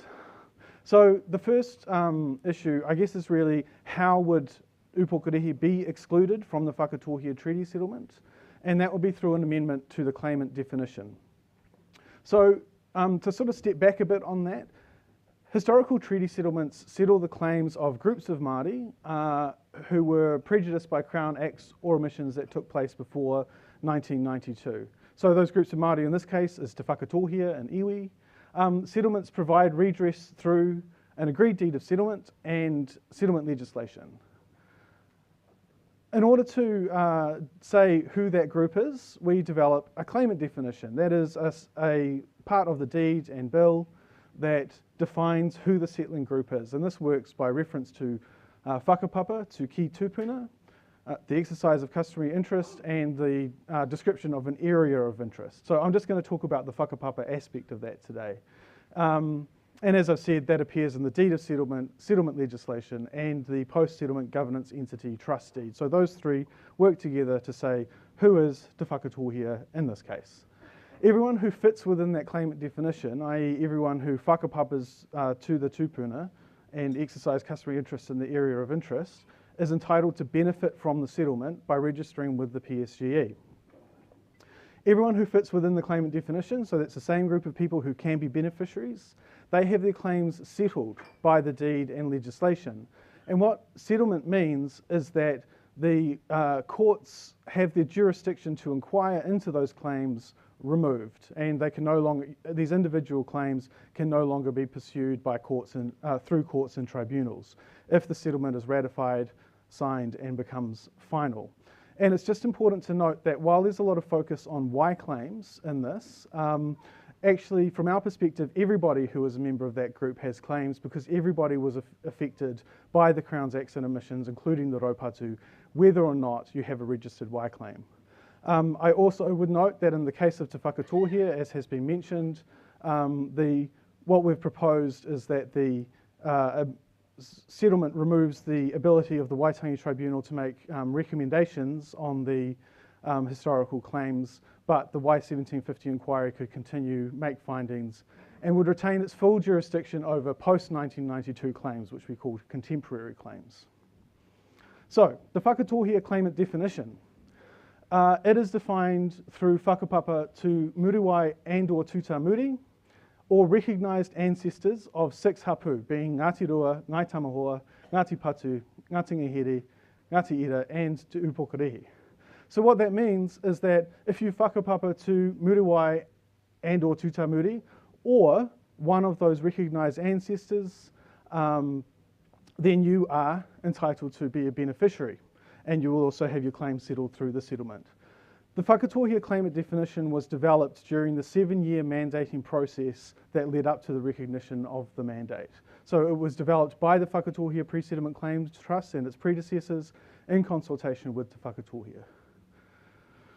So the first consequence, which is really how we would do this amendment, we'd have to remove Te Upokorehi from the settlement, and that may well mean changing the key ancestors. Because Te Upokorehi whakapapa to Muriwai through the union of Ani Iwaho and Tuamutu, to Repanga and then to Muriwai, and that's where Raumoa comes from. In order to remove, to exclude Upokorehi from the settlement, you would have to revise that claimant definition so that that whakapapa connection is no longer bringing people in, and that may mean changing Muriwai as the key ancestor. So I've also just included here Tairongo, because that's an example of one of those recognised ancestors of a hapu, which doesn't whakapapa to Muriwai, but nevertheless has the same status as Muriwai for the purposes of the claimant definition. So if you whakapapa to Tairongo, but not to Ani Waho, then you would still be in the Whakatohea Treaty Settlement claimant definition. So because the claims are based on the who's in the claimant definition, a consequence of making an amendment to the claimant definition would mean that those claims are then not settled. So if we take the Upokorehi whakapapa out, then we have taken the Upokorehi claims out. That said, all of the Upokorehi Y claims, except for one which describes a relationship with Whakatohea, all of the Y claims describe Upokorehi as a Whakatohea hapu. And so they would still be included in the Whakatohea deed of settlement in a section that says that they settle insofar as they relate to Whakatohea. And that's Whakatohea under the amended claimant definition. And this slide just has a couple of examples of how the Upokorehi get described in those Y claims. So once we made that amendment, then there would have to be an overlapping interests conversation between Upokorehi and Whakatohea about the redress that was agreed in the Whakatohea deed of settlement that was initialed last year. So this map shows a line that goes up the Waiweka River, and on the western side of that line is what the petitioners say is the Upokorehi area of interest. So all of the all of the redress in that area of interest would have to be discussed between Upokorehi and Whakatohea in order to decide what's appropriate to include in the Whakatohea settlement. The ministers may also decide to reduce the value of the Whakatohea settlement to account for the reduced scope of it, but that would be a decision for them. But importantly, the deed of settlement couldn't be ratified until after these discussions are complete and any necessary changes are made. So what's included in that area? Well, there's the transfer of 14 cultural redress properties, which includes Te Papa, also known as Hospital Hill, Waiotahi, Tāwai, Matikiripu, Kotare, Pairata, Mātiti, Tawhiti Nui and Urupa Tawhito. There's also natural resource management arrangements over the Nukuho, Waiaweka and Waiotahi rivers, statutory acknowledgements and deeds of recognition, which are statutory mechanisms for speaking to councils, and approximately 48,000 hectares of a co-authored chapter in the Bay of Plenty Conservation Management Strategy. What that chapter does is essentially allows Whakatohea to sit down with DOC and write the rules for how conservation redress in the area is governed. So it's a very, it's a powerful tool. There's also commercial redress properties. There's 5 commercial redress properties, including parts of Old Town Ohiwa, Tukainoki and Waiotahi. Rights of first refusal, over 30 properties, opportunity to purchase a school, and also 3,900 hectares of the 5,000 hectares of marine space that's going to be reserved for Whakatohea to apply for aquaculture permits. So there's a considerable amount that would need to be discussed. We'd need to figure out who we're talking to because there's no mandate for an Upukurihi group, but that would all need to play out before the deed could be ratified. The next thing is the post-settlement governance. So part of finalising a treaty settlement is establishment of an entity to receive and manage the redress. In this case, the proposed entity is Te Tāwharo or Te Whakatohea. As Kahukori said, it's proposed it would be 2 hapu trustees per hapu, and obviously if Upukurihi were not part of the settlement, then Upukurihi, those trustee seats would be removed because they're no longer, they wouldn't need to be represented. That said, people who are members of Te Upukurihi people with other Te Whakatohea whakapapas could still benefit from the settlement and be represented by other hapu trustees. One aspect of the proposed settlement is that the settlement legislation dissolves the Whakatohea Māori Trust Board and transfers its assets, including the Fisheries Trust, to Te Tāwharo. The reason we can do that through the treaty settlement is because at the moment the claimant definitions of both groups are the same. The Whakatohea Māori Trust Board and Te Tāwharo are representing the same groups of people, and therefore we can use the legislation to transfer the assets. If Te Upukurihi were to be removed from the Whakatohea treaty settlement, then the Whakatohea Māori Trust Board couldn't be dissolved and its assets and functions transferred through the treaty settlement legislation. So if this were to happen one day in the future, Te Upukurihi may wish to enter a settlement, into settlement negotiations. The first thing would be that a future Minister for Treaty of Waitangi negotiations would need to make a decision that that's an appropriate thing to do. And then a group would need to run a process to seek a mandate from Te Upukurihi to represent Te Upukurihi in negotiations, and the Minister for Treaty of Waitangi negotiations and the Minister for Māori Development would decide whether to recognise that mandate in accordance with Crown policy.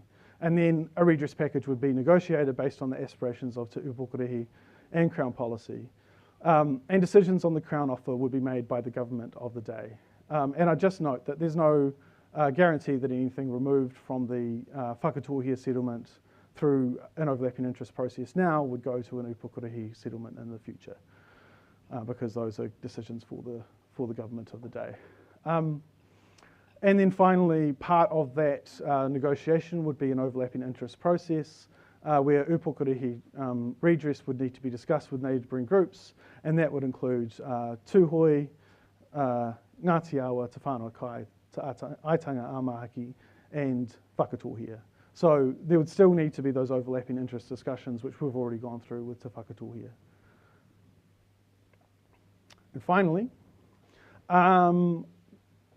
just because it's come up a few times, we think that there would be no impact on the Edwards judgment under the Takutai Moana Act that found that Whakatohea hapu, including Te Upukurihi, have shared exclusive customary marine title in the Ohiwa Harbour and along the coast to Tarakeha. And we think that wouldn't change. However, if you're involved in that process, you might want to seek independent legal advice. And just to round that off, the Settlement of Historical Claim does not affect rights under the Marine and Coastal Area Act either. That's clarified in the legislation. Yeah, so thank you for your time. That's my presentation. Kia ora, Jacob. There's quite a bit to download, I know, whānau. So we've been sitting here quietly for about an hour and a half. What I'm proposing, we're going to call up Maui now to present from the Whakatohea Preclaimed Settlement Trust. I'm going to ask us just to have a stretch for a couple of minutes and perhaps a wee toilet break. Please don't go too far away, because this is just a really short break just to give us a chance to stretch. Kia ora.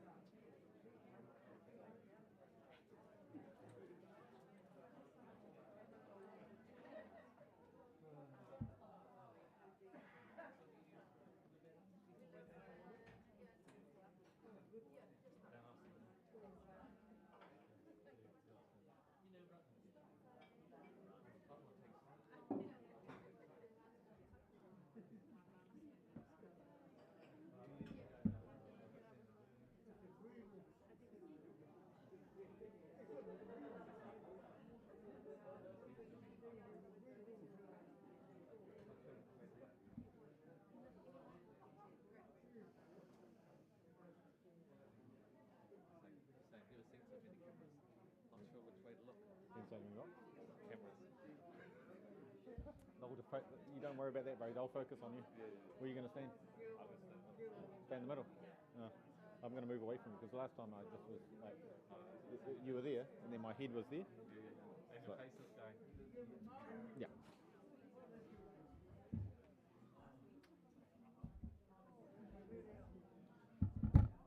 So what was that? 20 minutes, did you say? No, it's all right.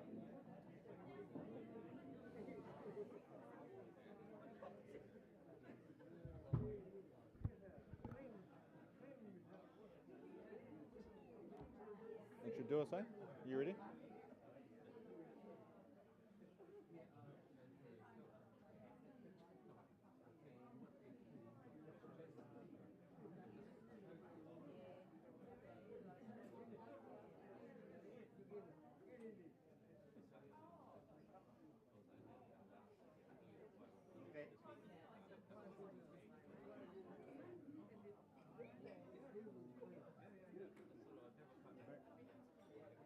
Kia ora tātou. Kuhu mai, kuhu mai.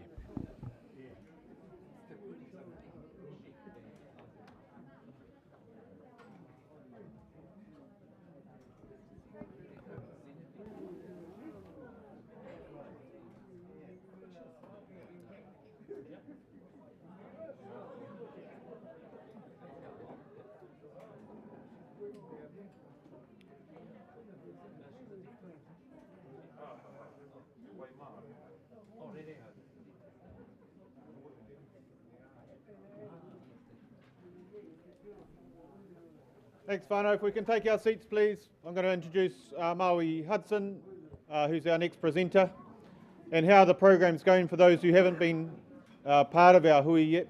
Maui's got a presentation about half an hour or so. That'll take us through to question and answer time. So thank you for your patience and your respect for our speakers. After Maui has finished, we're going into a chance for you to have your say and to ask your pātai of our presenters. Nō reira, tēnā koutou. Maui, kei a koe. Kia ora koutou. Kia ora koutou te whānau te Whakatohea. E tau nei tēnei rā, I roto noi tēnei o ngā tūpoko o tēhea. Mihi tēnei ki te mana whenua, me o rātou kupu, kia mau tātou ki te tika te pono me te aroha. Nō reira, ko tātou tēnei rā.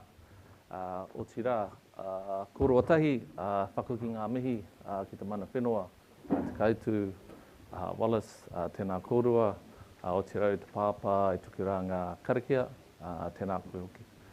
O tira, koutou te whānau, tēnā tātou, ko Maui Hudson tuku ingoa, no Ngai Tamahaua, no te Whakatohea, tēnā hua mihi ka koutou.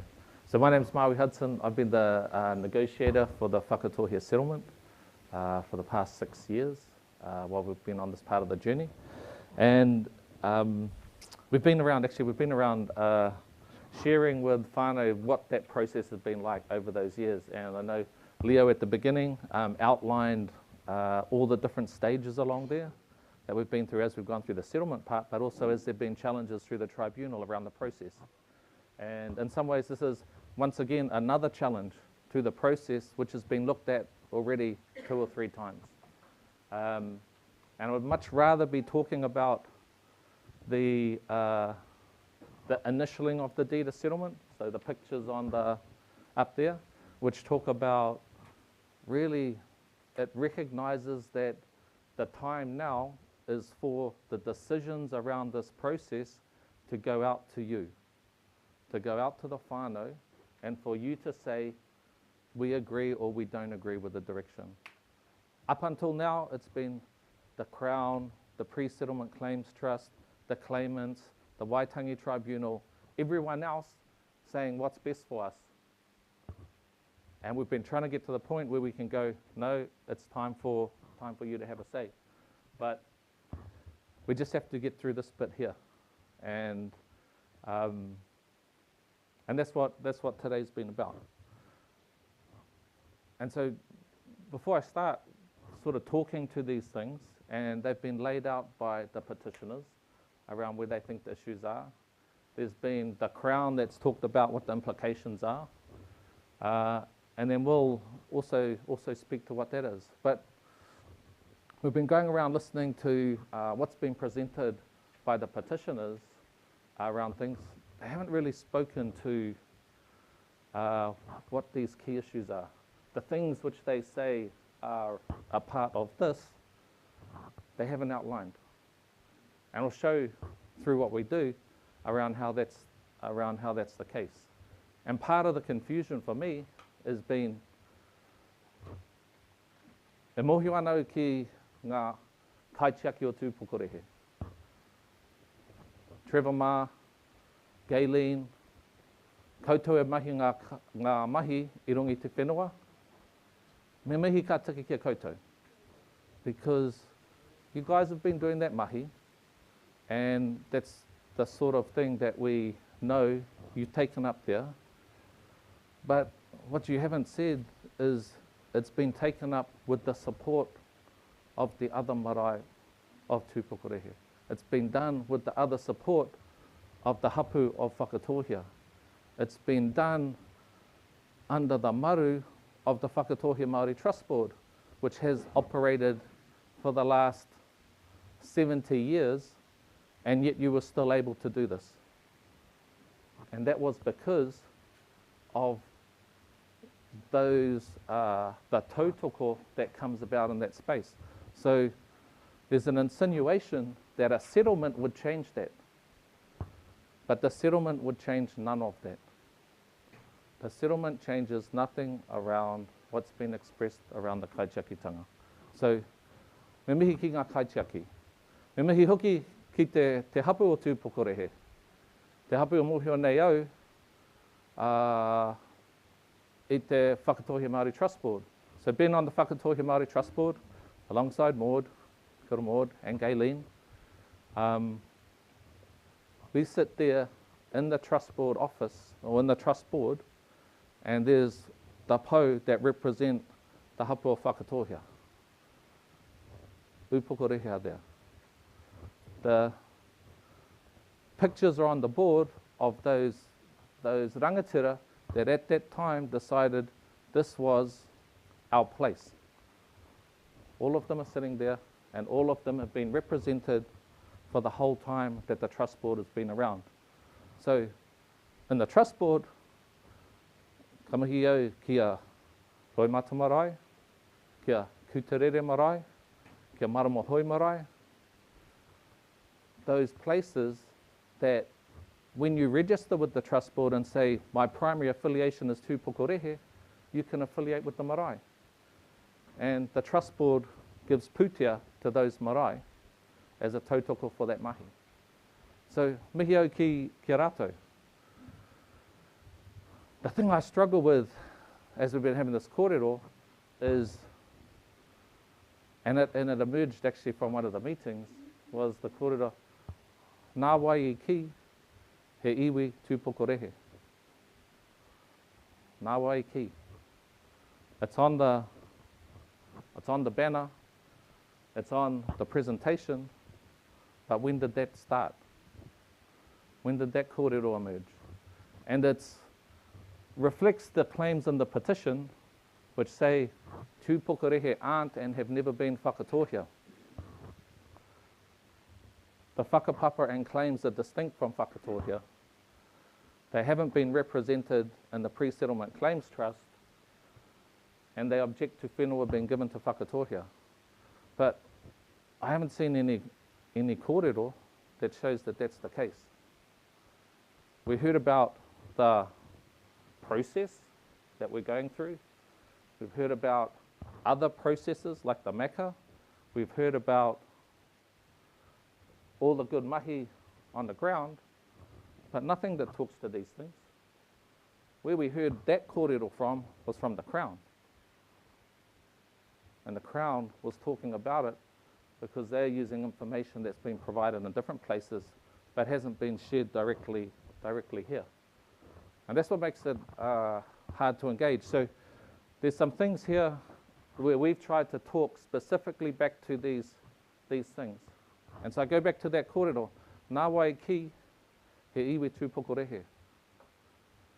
It wasn't rangi haere pō, it wasn't wi ake ake, it wasn't tahaki. Those were the upokorehe rangatira that signed the Treaty of Waitangi, which is the one you can go and see down here in Pōneke, because they signed as Whakatohea alongside the other Whakatohea rangatira. It wasn't the people from upokorehe that were a part of the Trust Board when that was established. And so right from when the Ōpape Native Reserve was put together, and tātou katoa I raupatu ngia te whenua. Upokorehe, Ngāti Patu beside them, Ngai Tamahaua, Ngāti Ira, Ngāti Ngāhere, we all lost our whenua and got pushed across alongside some of the whenua from Ngāti Rua and put on the Ōpape Native Reserve in their space. Some of us went, some of us didn't. The rangatira at those times decided what was best for them in terms of how it would support their whānau. in 2011, when I saw the pictures of the protest against the Tūhoe settlement, the reason was we shouldn't be in the Tūhoe settlement because we're hapua Whakatohea. So what's changed since then? There's over 1,700 members of Tūpukorehe that are on the trust board. So the trust board registers over 17,000 people at the moment, 1,700 associated with Tūpukorehe. Now, when we get to the whakapapa and claims, that they're distinct, but I haven't seen any. Hasn't shown any. What I have seen, and we understand that all of us have different whakapapa. We weren't always Whakatohea. There was Panenehu before that. There was Te Wakanui before that.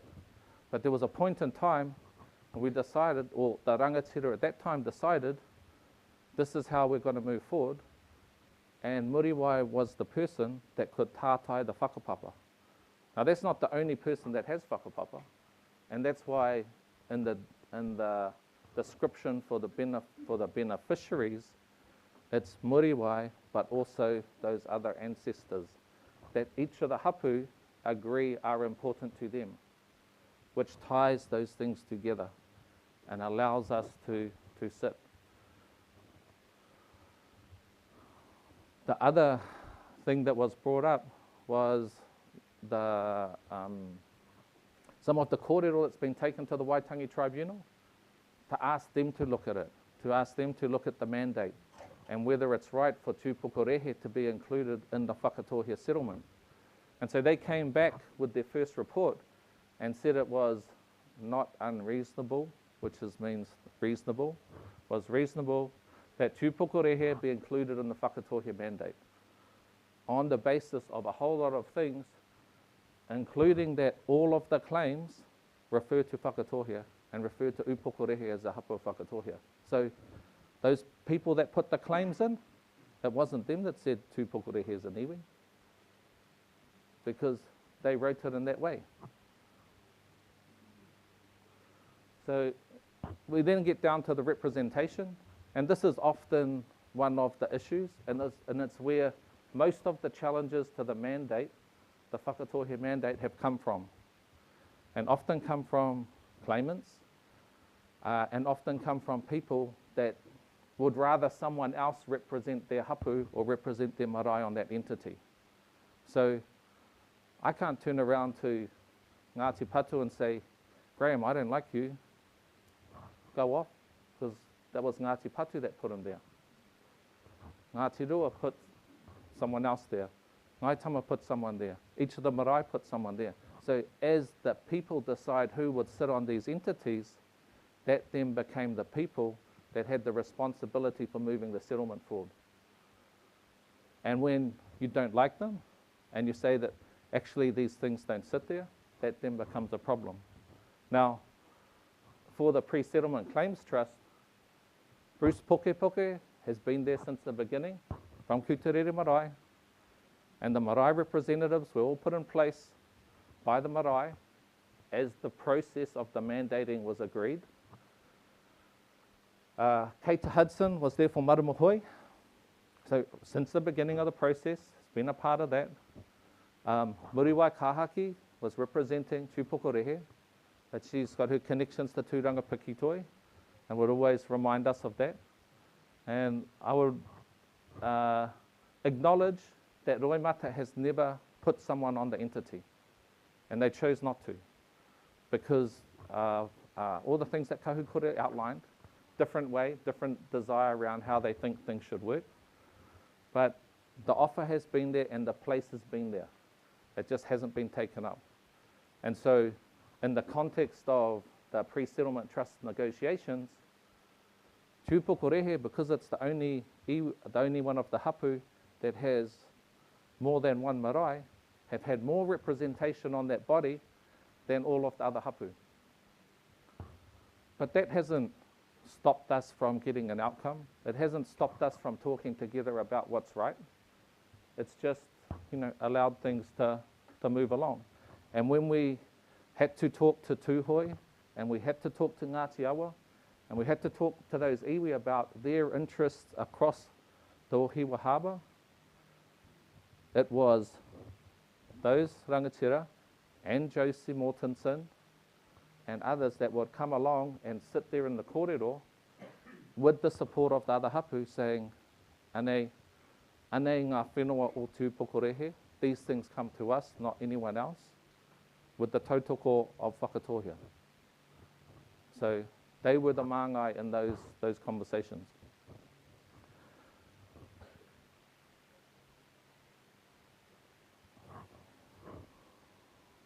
So while there's these issues that we're talking back to, there's, I think, the implications.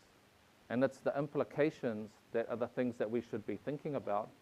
And these are the things that only the Crown has been talking to. These ones around whakapapa and what it means for whenua and what it means for our tikanga. And so here's the whakapapa that sits in the Whakatohea Māori Trust Board, reminding us of our relationships and our links to each other. And there's the bit which comes down, which is the one which Jake shared as well.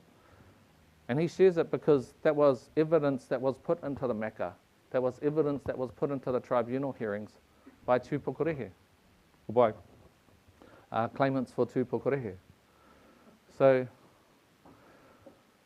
this is sitting here, and now we haven't seen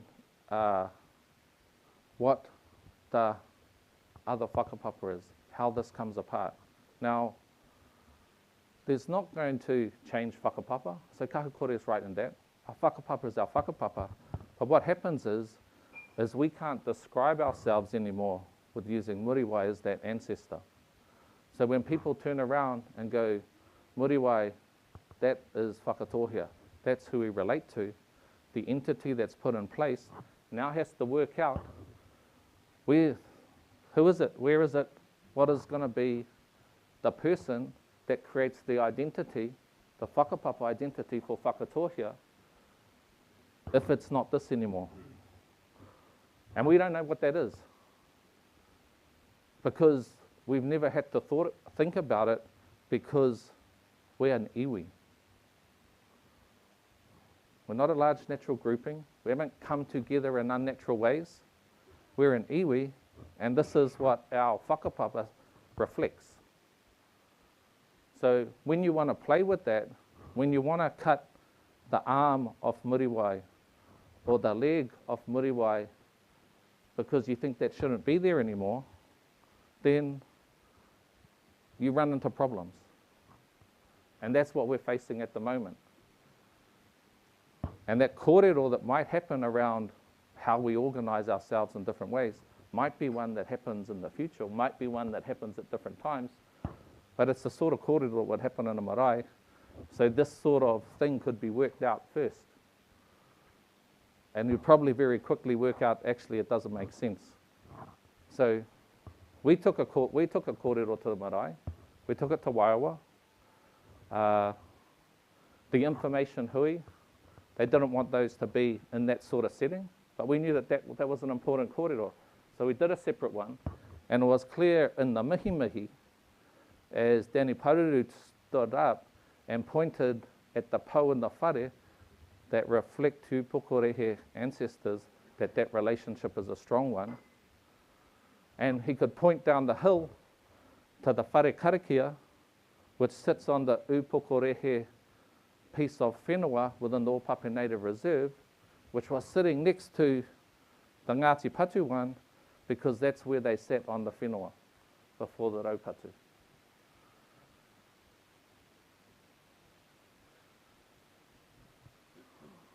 And so the Crown has already been through this, so don't have to labour it, but it is. You know, it's this.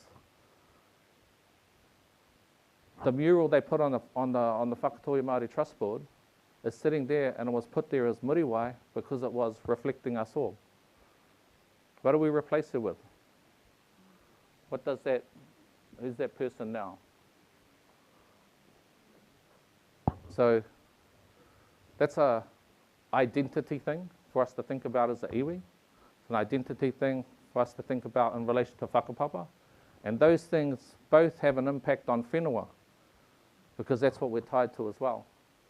And so this is a description of te rohe o te Whakatohea. It was a description given by Hoiro Horokai and Hirumi Hoira. Hoiro Horokai was from Tūpokorehe, and they're describing te rohe o te Whakatohea in the Sims Commission in the 1920s. So extending from Te Rangi on the east across to Marae Tōtara on the west. And this is the area which we've used as we've been doing the negotiations all the way along. Now, it's important to also think about the negotiations that we did, because that started in 2016. But the first time we did it, in 1990, Tu was there, Paki was there, Arahia was there. Our rangatira at that time, they also used this as the boundary. They also had the 6 hapu of Whakatohea in the settlement. That was what was represented by the Y87, the Whakatohea iwi claim, before we started getting all these other ones. So here we have, on the left-hand side, this is the area with the redress that's coming back, all the bits of whenua, all the things. All of those things are really clear. We know exactly what they are. And then on the other side is the map. I kind of prefer the map you guys show, Kahukuri. It's kind of got all those nice colours and things on it. But it shows that this area of interest, the area being claimed by Tūpokorehe, extends not only from Marae Tōtara, but right across the Pākikura, right across to the Waiweka River. And I look at that because Dad lives on Grants Road and looks up to Hospital Hill at the back. And I'm like, I don't see that. I don't see a recognition of actually the traditional boundaries of our hapu in that picture. When I know where Ngāti Patu were and the pā that were represented along Pairata, when no places where Ngaitama were before they got moved off, and that's not represented there either. And that's all kōrero which Danny's picked up from talking with the kaumātua about what's reflected in those places. But the reason we're sort of in this with the maps is, once again, we haven't sat and had that kōrero to work that out. What we've got is a claim and a statement being made about a group, ane mātou. This is ours. And I think Jake kind of just brushed over it quickly, but also talking about, this isn't just the whenua side, it's also the moana side, so the marine space. And mentioned that 3,900, actually it's 3,000 hectares of the marine space, which would also be included in that, which is now effectively this claim by the petitioners as belonging to Tūpokorehe rather than Mate Katoa.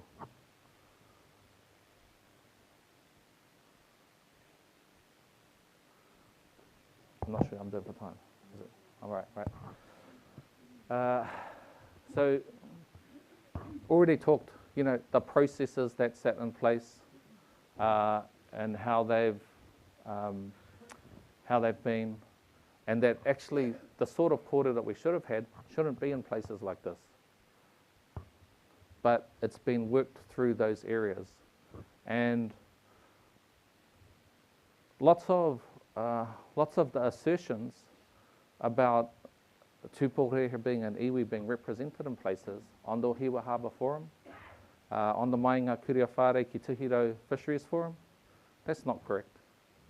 They're there as a hapu in those spaces alongside the iwi, but it becomes a claim that's self-perpetuating to try and make a point. So what this means, I guess, the easiest thing in lots of ways is not to remove ourselves, not to break ourselves up, for a whole range of reasons. There's all sorts of kōrero about people being stronger together, maintaining unity, whether that's as an iwi, whether that's how we deal with the Crown in lots of places. We've already had significant delays to our settlement coming about. We've never had a chance to vote on it as people ourselves. And we're at that point. It's ready for us to do that. And that becomes the best way of understanding actually what people want. The petitioners can sit there and claim, we have the support. We can stand there and claim, we have the support, but we don't know until we have a vote. And so we got this vote, which will be about whether this happens, but actually whether we carry on with settlement should be your choice as well, in terms of what we think the future looks like. I hope we got across that it's not just the removal of claims. Trying to say that that's what it is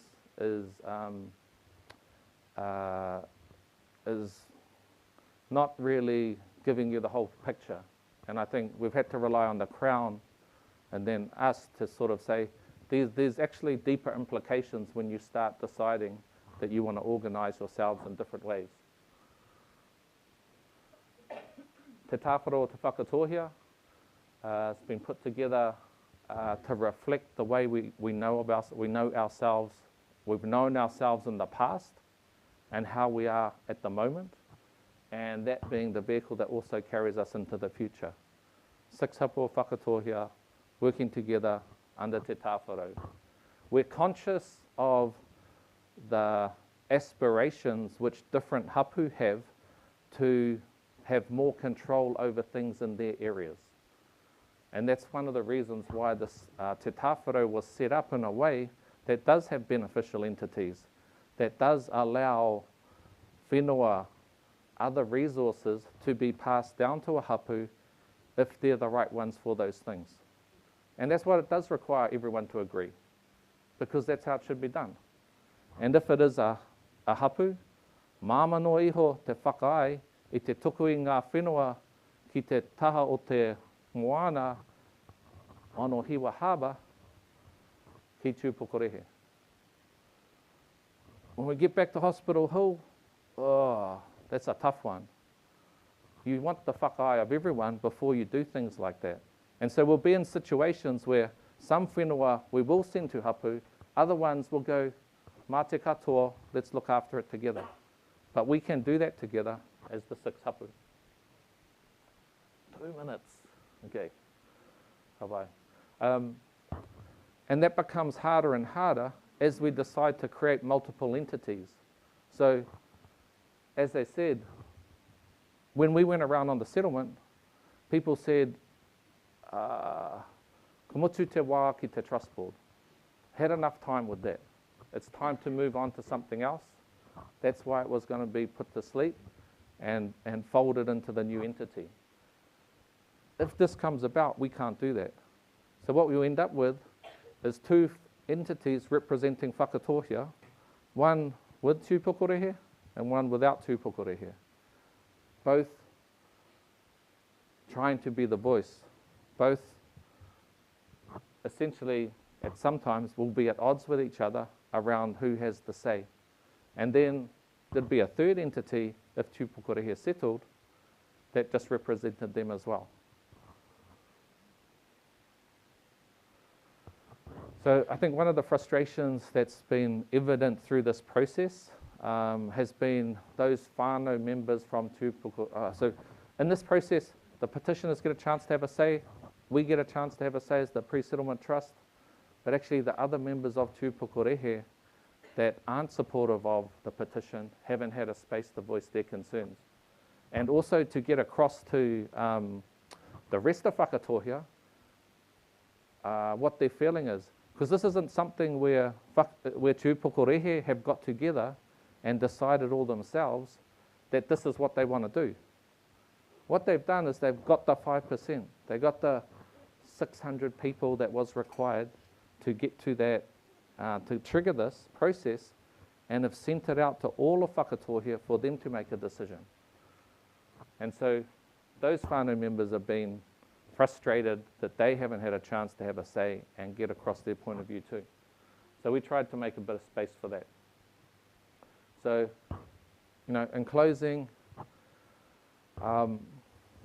these elements of kotahitanga, that we have this shared history, we have this shared whakapapa, and we have this shared relationship with the whenua, and that's easier to maintain ourselves. An element of rangatiratanga about the people you want to be leaders are the ones that are going to bring us together and help us work for the betterment of all. And that's what rangatiratanga is about. Now, that's why the Pre-Settlement Trust is not supportive of the resolution and has been advising whānau to vote no to it. So, koutou, tēnā koutou, tēnā koutou, tēnā koutou katoa.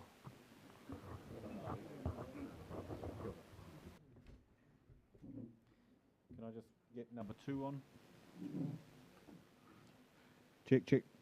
Kia ora whānau. Thanks again for giving Māui that respect. We are now going to have question and answers. So, where's Moana? Moana's at the back with a roving mic like mine. How we run this is if you just put your hand up, the mic will come across to you. Can you stand and give your name? Perhaps identify your hapu if you wish to, and who you would like to have answer your question. Whānau, we've had a number of hui so far, and I think we've been going pretty well. Just a couple of things that are happening where we're getting quite long statements from people. This really the sense of this session is questions in clarification, questions of the presenters to get information from them, not for you to present your kōrero. However, we've got to be flexible in that regard, and I would ask you just to bear that in mind. Whaia, over here, we've got you had your hand up. Can we start with you? Tēnā koe. A mic's coming to you now.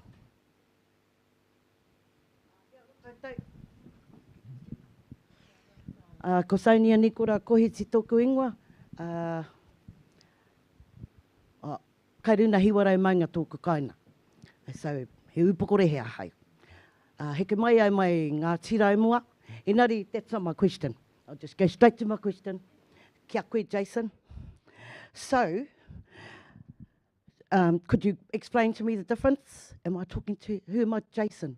Yeah, okay. Jacob.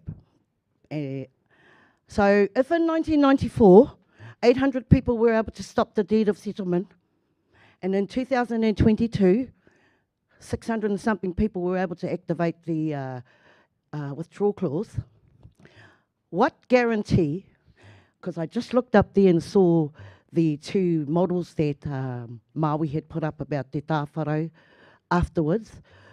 What I didn't see was I didn't see Marumahui. So I might have said Upakorehe, because that's where we live.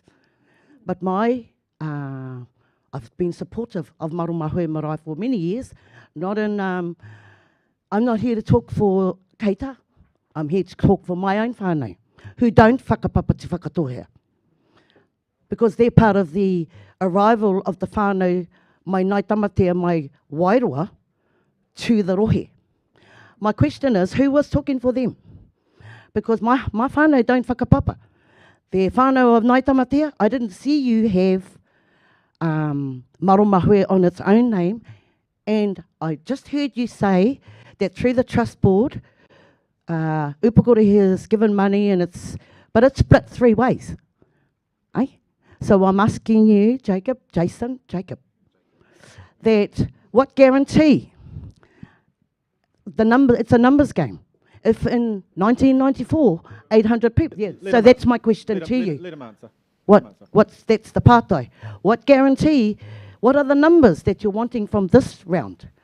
If only 600 people were able to activate the withdrawal clause, and with all the support of the other hapu and Whakatohea, what guarantee do we have that our voice is being heard? Because the numbers, these are the numbers you have put up. So I'm bringing them back to the fore again Because Marumahu, it wasn't mentioned up on there. Kia ora, that's Kia ora, that's my question. Ka pai.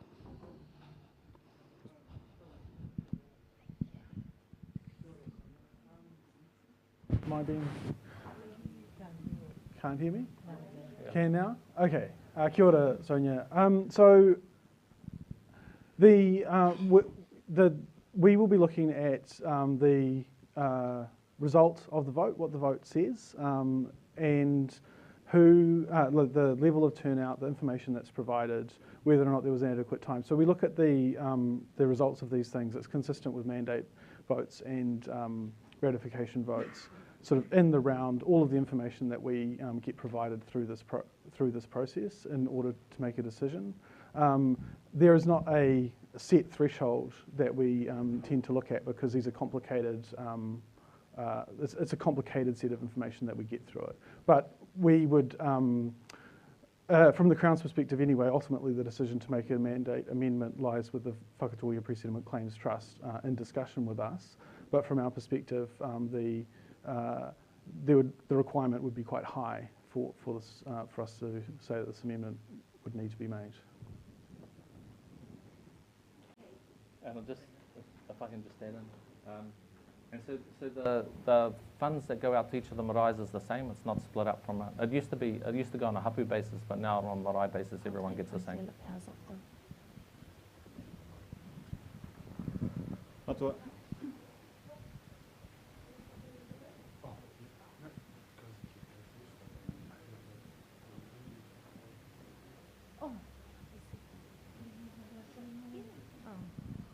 Kia ora, ko Gailen kohunui tōku ingoa no te upokorehe. My question is for the Crown.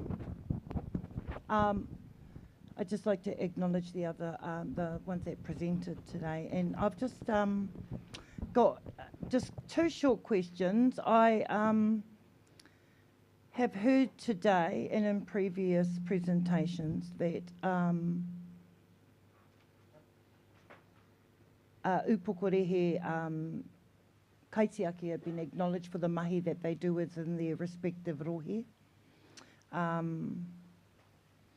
However, in this proposed settlement package, how is the Crown provided for the voice of te upokorehe to be heard in order that they may retain and continue to exercise their tino rangatiratanga, kaitiakitanga, as ahi ka and tangata whenua within their rohe.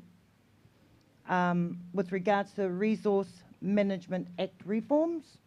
And the second part to that question is, and where in the deed of settlement does it specifically provide for this? Ngā mihi. I'm not going to speak to the Resource Management Act. I think just from sound point of view, just let's have a gap between our answer so he can work out which mic we're going at, eh? Ka pai, your way. So I can't speak to the Resource Management reforms because I don't know enough about them. It's something that we need to work through with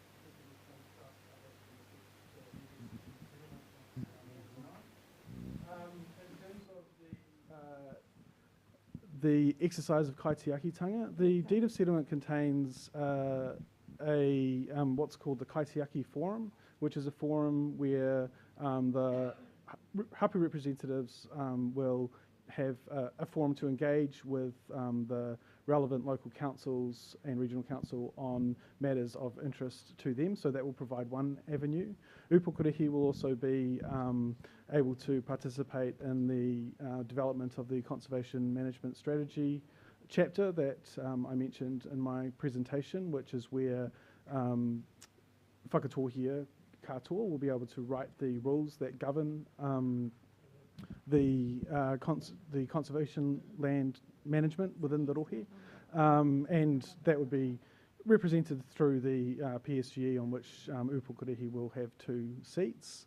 And yeah, I mean, I think more broadly, through whatever decisions Te Whakatohea make about how how hapu will be supported, but that's not something the Crown is really able to speak to. Galen, it's a really good question. Can I just get Maui to answer it from the other point of perspective from Whakatohea's trust, and this really, I think, the question about kaitiakitanga and tirorangatinotanga being expressed through the RMA and other resource management matters, including in the deed. Yes, so I guess the thing that I wanted to say about it is, you know, we have to get to the point where we stop looking at the Crown to be the one that does things for us and say, you give us the guarantee, you give us the guarantee. We're in a position where we're saying, what do we want and how do we want that reflected? And that's what we tried to set up through the settlement, both through Te Tāwharo but also the Kaitiaki Forum, is ways that we go to the Crown and say, this is what we want to see now, here's how we're going to move forward. There's, you know, really great examples which Tūpokuri have done in relation with some of their relationships with the regional council that we can extend across the rest of Whakatohea as well. There's things that Ngāti Ira have done which we can extend across the rest of Whakatohea as well. So it becomes a way for us to be more in control of those things, and through the relationship agreements which we've got as well, lets us go back to the Crown every year and say, here's what we want to work towards, how do you help us with that? Kia ora.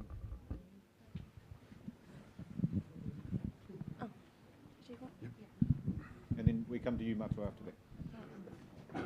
Kia ora, I'm Billy Aramoana, Upokorehe, and I've just got a couple of questions, just two quick questions about the process. And one of the questions is about how the process involved us coming to, the organisers coming to our marae and making us verify our whakapapa. That's the first question. The second question is around overlapping interests over the whole rohe. So what I mean there is, so any of my children go out of our rohe and marry on those overlapping interests, does that mean they automatically come under our banner? Because I can't help but feel like this is how this is going and feel. So, kia ora. That's my question. Who's your pātai directed to? Matua? I can answer that. Maui. Yeah. So a couple of things. Oh. Yeah. So, so the process of verifying whakapapa was one that we agreed with the essentially tucked in the petitioners around what we think would be an appropriate process. So that was the one which we thought was okay for just getting a sense that there was enough support for the petition to actually move into this process. For the next part of it, that's why as I talked about the whakapapa to vote, we then need to just make sure that everyone voting has, because there'll be other people from other hapu as well that will be coming on to get involved, that needs to be at the same standard as what the Whakatohea Māori Trust Board is. So that will likely be a little bit different, but that's that part. And what was the other part of the question? Around overlapping claims. Yep. So it's not about your whakapapa to different places, because when you got a whakapapa to Ngāti Awa, you can be a part of the Ngāti Awa settlement. You got a whakapapa to Whakatohea, you can be a part of Whakatohea settlement. Those things work out. What it is that when, because groups say that their area of interest is across a larger area, and we know Tūhoe had extended theirs across Ohiwa Harbour, so did Ngāti Awa. Whenever there's anything that we negotiate with the Crown to come back, any of the whenua, we actually have to go and have a kōrero with them as well. And they have to essentially agree to it coming back. There's times where they don't and we can still get it, but essentially you have to do that. And that's sort of, this would be the situation if you had a separate one, is you would need all of those other groups to agree to redress coming back. So if you take something out of the package which we've got, there's no guarantee you're going to get it back later. I'd just like to comment on the whakapapa verification process. That's as set down in working with the Pre-Settlement Claims Trust, and I think we're all aware that if you're on the Whakatohea Māori Trust Board, it is a lot easier to vote than you are if you are not on the Whakatohea Māori Trust Board, because then you have to cast a special vote. Kia ora. So we're our pātai just at the, thank you. Kia ora, Luke Collier, part of Ngāti Patu. I'm part of the Waiawa Colliers. Anne and Jimmy were my grandparents. A bit of a Johnny come lately. This is my first session, so very informative. Thank you all. My question's just for the petitioners. A piece I'm just trying to get my head around was, I've heard a lot of people talk about the Crown process has forced us to work in a way that we wouldn't normally work in. It's pushed us down a path. I think you would say the terrible process has resulted in terrible outcome. But then on the other hand, what you're proposing would make things much more complicated. We'd have to have the discussion around Ngāti Patu and Te Pukekorea lands around Waiatahi, etc. So my question is, what gives you confidence that staying within the Crown process will allow us to have those types of kōrero that we need to work through those kinds of issues? Kia ora.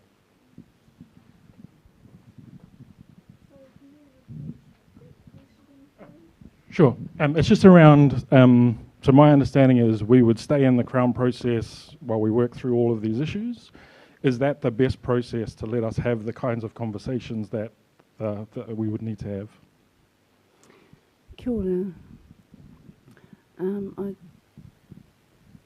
I guess that's why we're here today, is because we don't agree with the Crown process.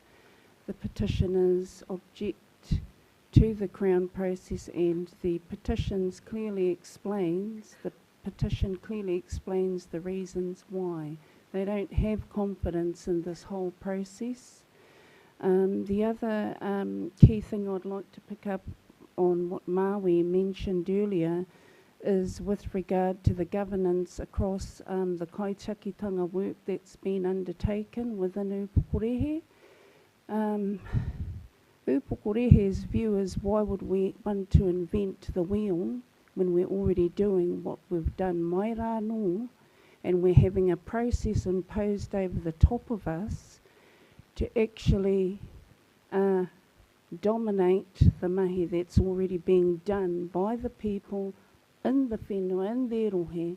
They know it intimately, and the kōrero that Maui spoke about, that he applauds us for sitting on different forums, the OHIF, Mai Ngā Kuri a Whare.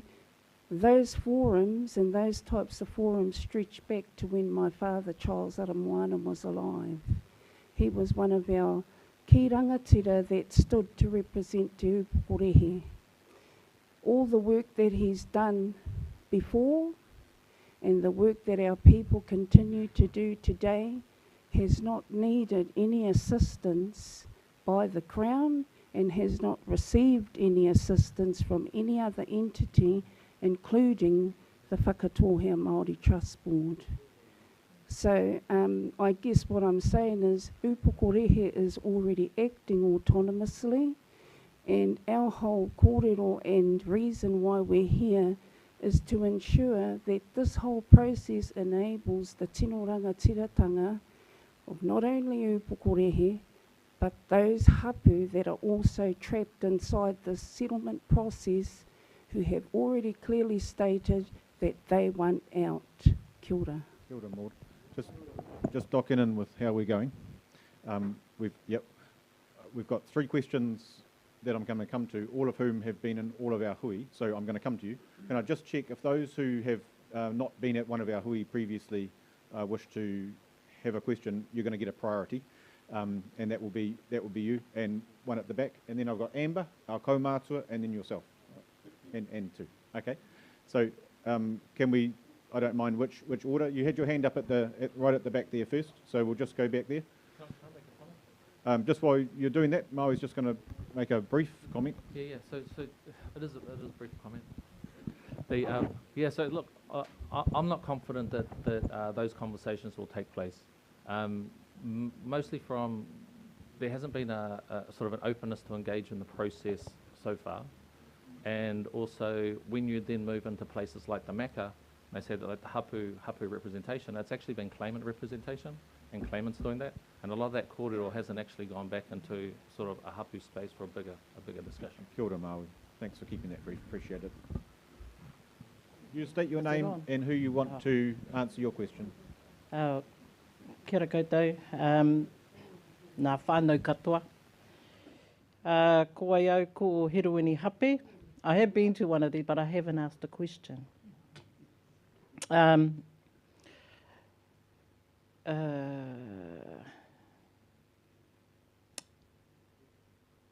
Ko ki roto taku toto, ko Upukorehe, ko Whakatohea, ko Tūhoi, ko whanau apanui, ko Ngāti Prau. And if I look any further, I'm sure the rest of them is there too. My question is to Kahu Kore. I know, the first thing I want to say is awesome to our resource management crew, because I remember, and Trevor, you will too, the years between 2000 and 2006 when the original whānau that were representative from each hapu in Upokorehe got it started. We walked middens because people wanted to build. We dealt with regional council, so it's awesome to see how much it's got away with.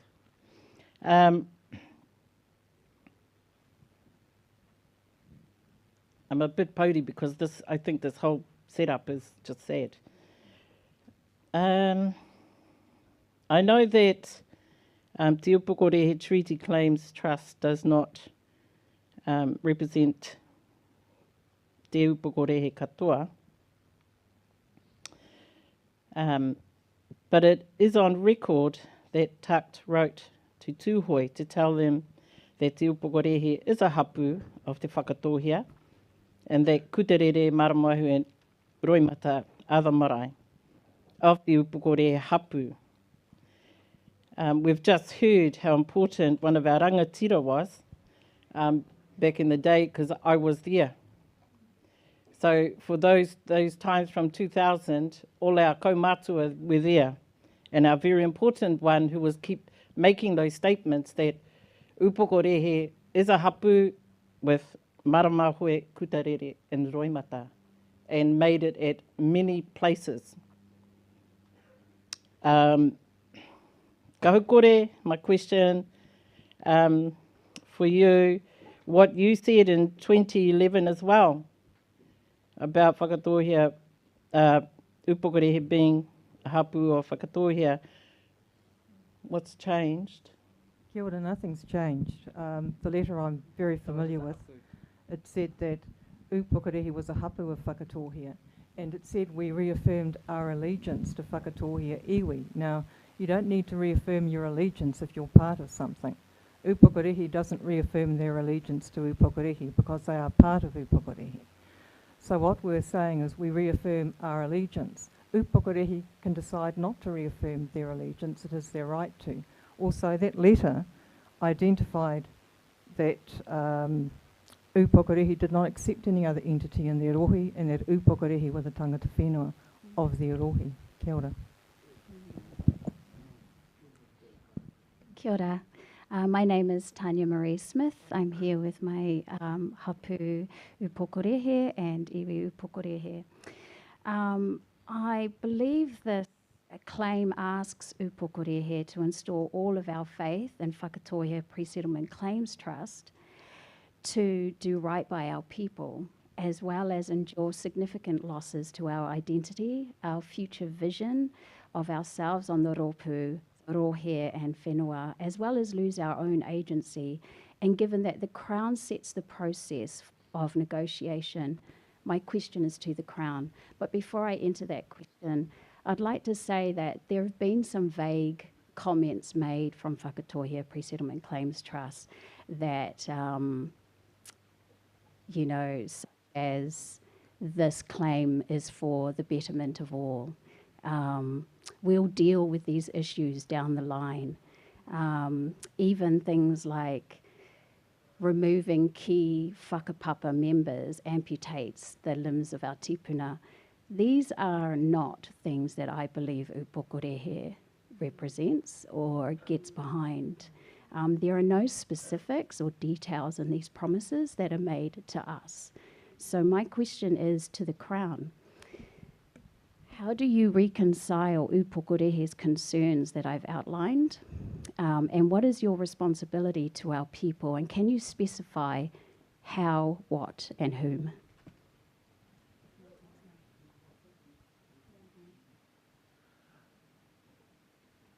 So I guess what I would say is that Te Upokorehe will have the ability to put trustees on the PSG.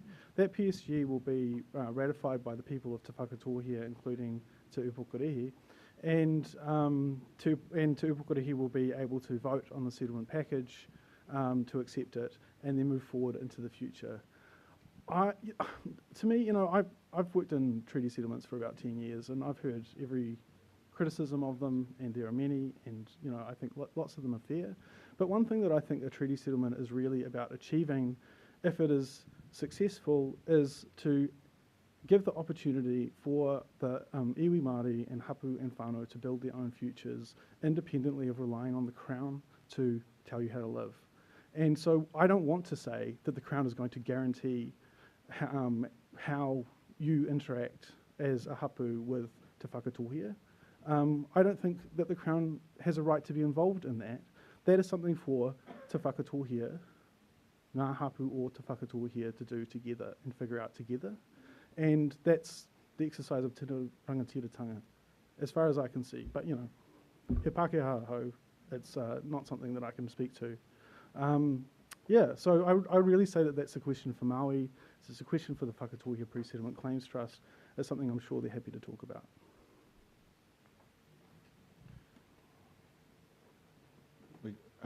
I think it was a really good question around specifics too, and I'm just also flagging that this is really positive because we're thinking exactly about what's being proposed and what the future might look like. All of these questions are going there. We've had a lot of questions in the past about past process. So I just encourage Maui to think about that question. We've also got another hui to come to. No, I'm not going to put you on the spot now, but I want to come...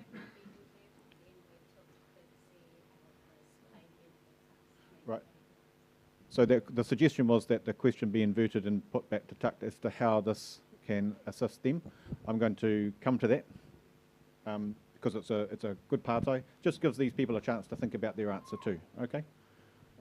Amber, just for a brief kōrero.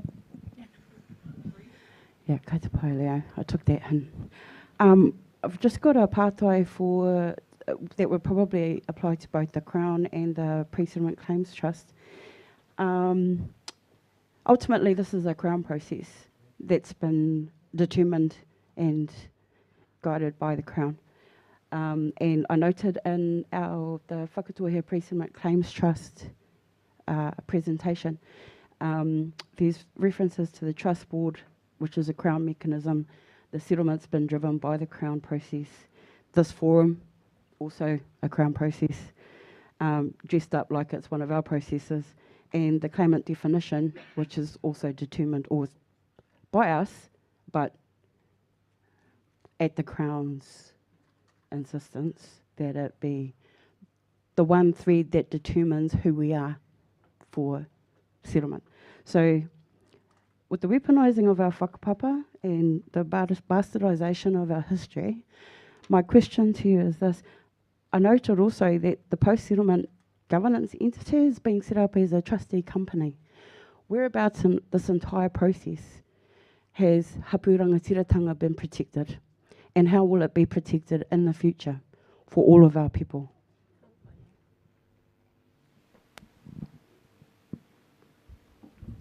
Kia Amber.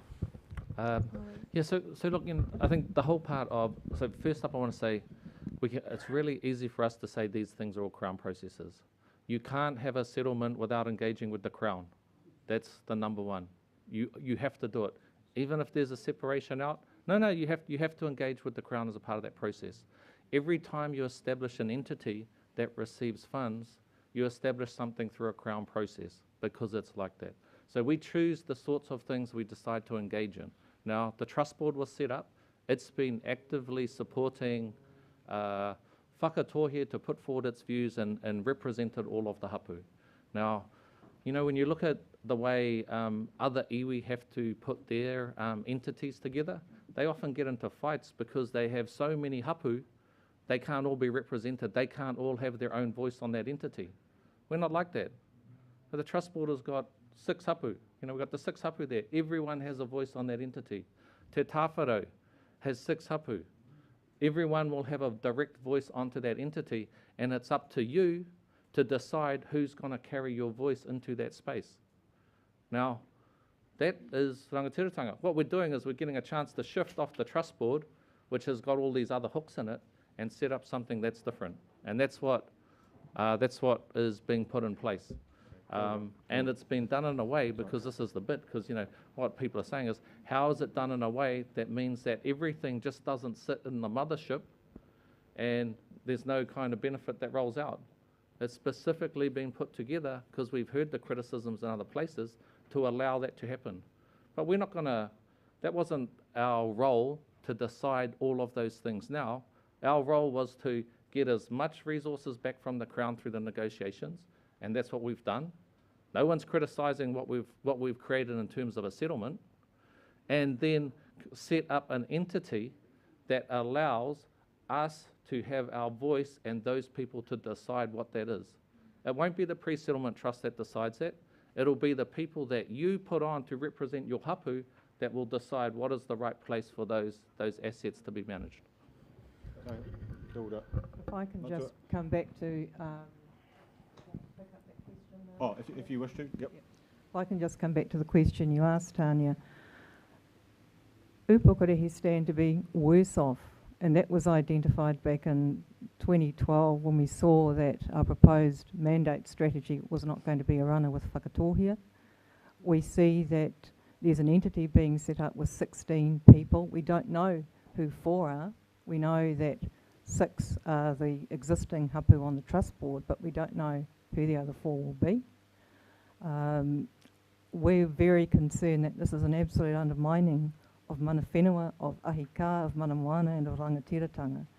And both Whakatohea and Upukorehi have always been strong at that level, and we see this settlement undermines all of that, and it takes all the Upukorehi lands coming back and puts them under an entity where Upukorehi are now having to identify as Whakatohea to have a 2 out of 16 say in their rohi. Kia ora for the pātai. Kia ora. So just dial in with our check-in time, because I have to make sure I don't get offside with our cooks. Just a short pātai from you. We're going to go to you, Matu. You don't have to keep your hand up because you haven't asked a question yet. We've got 2. You had asked a pātai as well, and we've got a question at the back as well. That will probably get us into trouble with the cooks. So let's keep our questions tight and our answers tight, and we'll get through this. Kia ora, tēnā koe, tēnā tātou. Yeah, heard that keep the questions nice and short, and none of them have been that. So, ka tuku ngā mihi kia koe, Leo. Ko ai au, ko tākerei kuro pek tōku ingoa, no te upokorehe, au tira he ngai tamahau a hoki tēnei. Ka tahi anō aku whaia, ka rere mai no tā wāhi, hei kanohi mo ngai tamahaua. No reira, ka tūau I runga I tēnei. I've been mandated by Y1781 claimants Rita Wordsworth and Tracy Hillier, who cannot be here today. They wish to declare their support for Te Upokorehe iwi to withdraw their claims from the settlement deed, that it is the right of Te Upokorehe under their mana motuhake and rangatiratanga to take the position protected as a signatory of Te Tiriti o Waitangi. Ngai Tamahaua has also petitioned the Pre-Settlement Claim Trust and the Crown to withdraw our claims with the support of 4 other hapu. Hoi anō, just before I ask my pātai, there's something that's been a little bit hoha to me, and it's this example of chopping off Muriwai's arm, or her leg. Kia tino tūpato koe Māui me o tauira, e kōrero nei ki tō tātou nei ari ki tapairu. Kia tūpato rā koe. Hei whakamōhio noi hoki a koe. On the flip side, if we were to go back to our whakapapa, we are related Māui. Ko taku tūpuna kraua, ko rākena. Ko tō tūpuna kraua, ko māne. Ka heke mai ki a tātou. Just because I don't like you, or I don't agree with you, that doesn't mean our whakapapa changes. So that point's been Kapai. Me hoi hoi koe. Whai muri tēnei ka kōrero ā kanohi. Ko taku pātai ki te krauna. What consent was gained from the hapu and claimants by the Crown to include any claims in the settlement deed, and what process did the Crown go through to obtain the consent in the first place? Kia ora.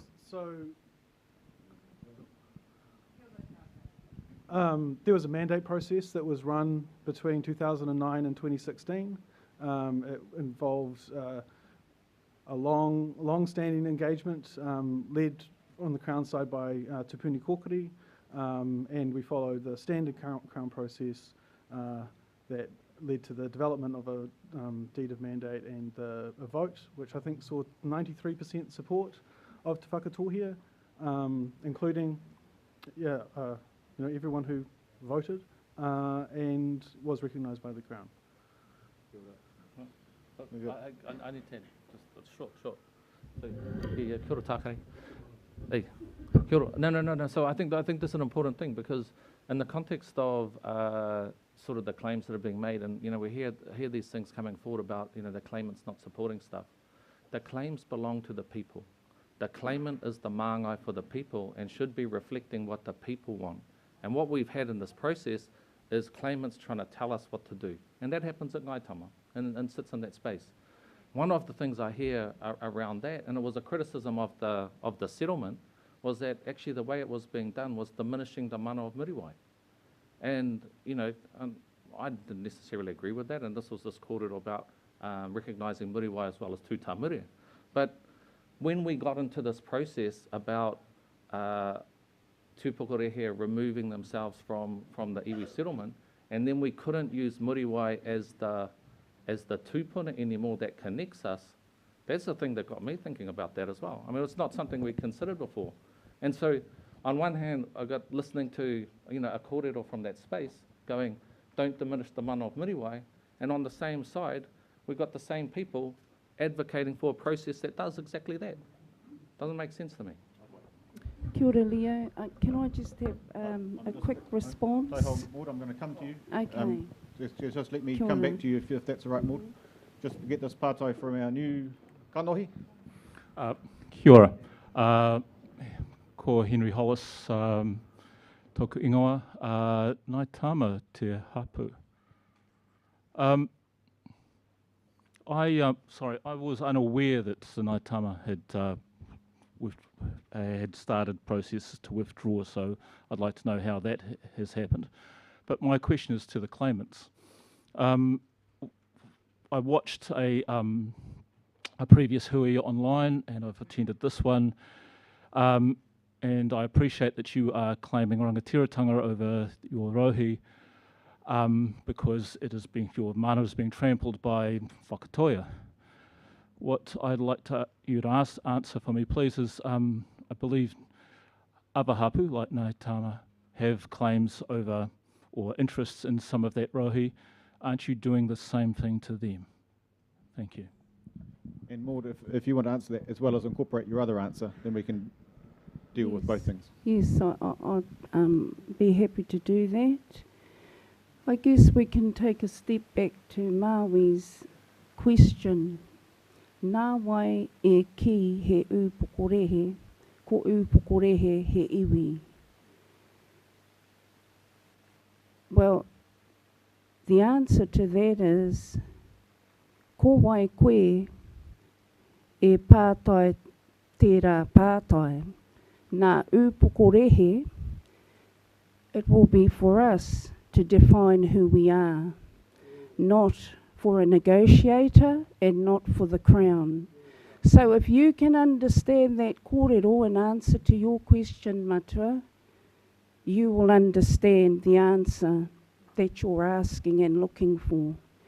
The discussion has not happened within Te Upukorehe on who Te Upukorehe is and how each marae and hapu fits within that rohe. So if that is an answer to your Kia ora, question, aye, kia ora. Tēnā koe. Two. Kia ora, everybody. I'll be very quick because I've just had a look at the time. That's what you all say.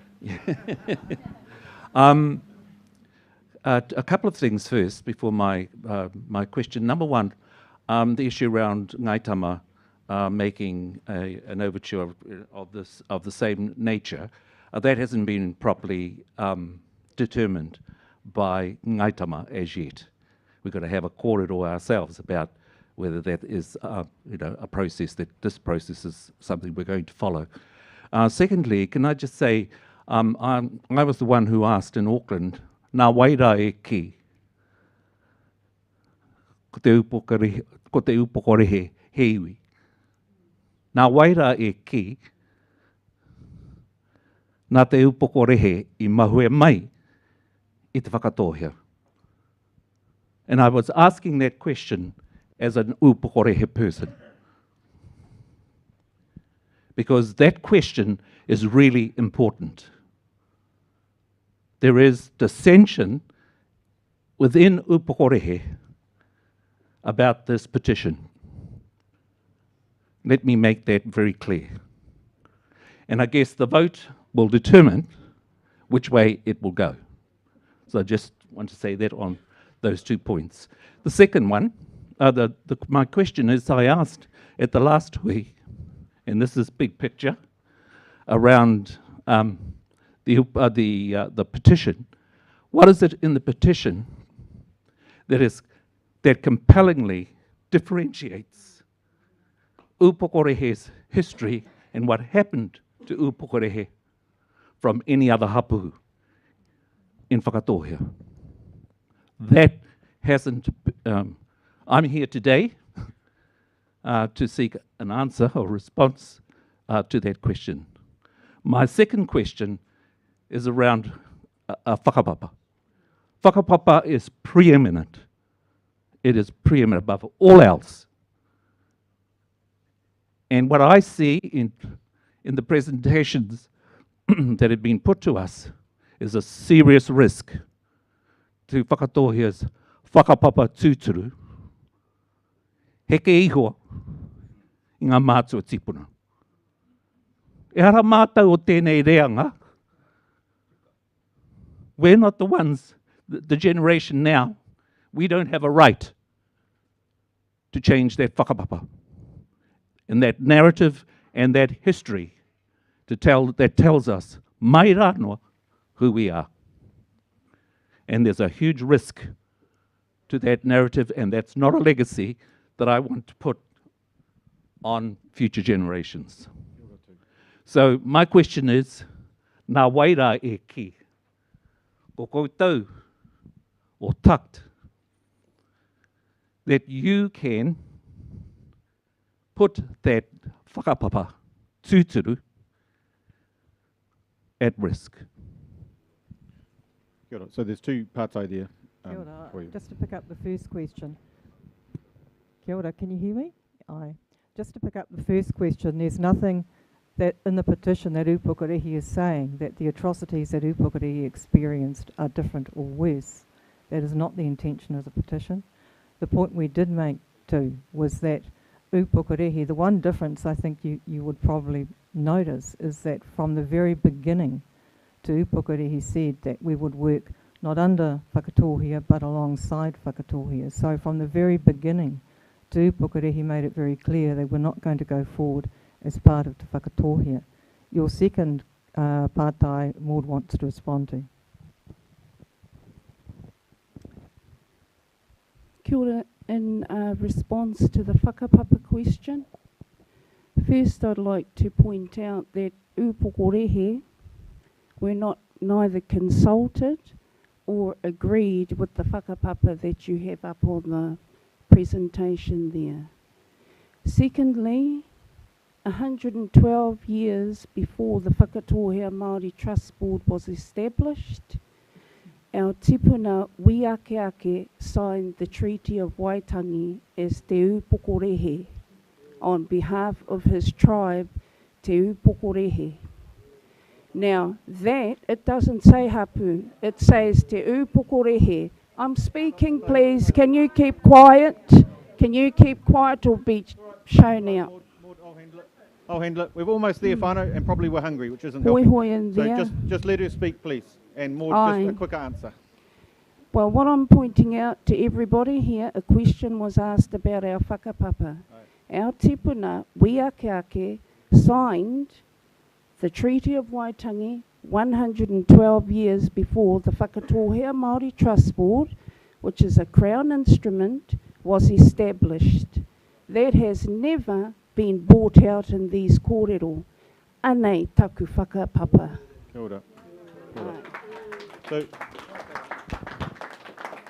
So, whānau, we've just got 2 questions left. You're going to have a quick kōrero? Yep. And Matu at the back, and then we're going to wind it up. My question is to the group on that side. Have you shown transparency throughout the process?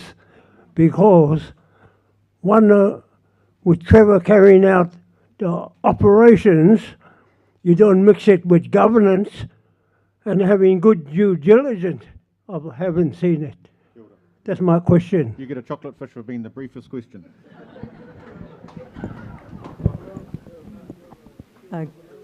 Kia ora mātua. Sadly, this is not our process. This is the Crown process. That's all I can respond to you in terms of your pātai. Matua, you've asked a few questions during our hui, so but you say that to me and then you run a lot. So we're just going to have one question and then we're going to close our hui. Kia ora tātou, ko hura te rupe ahau. Noa hau ko marae tōtara, ko te tamaiti a tā whai te rupe.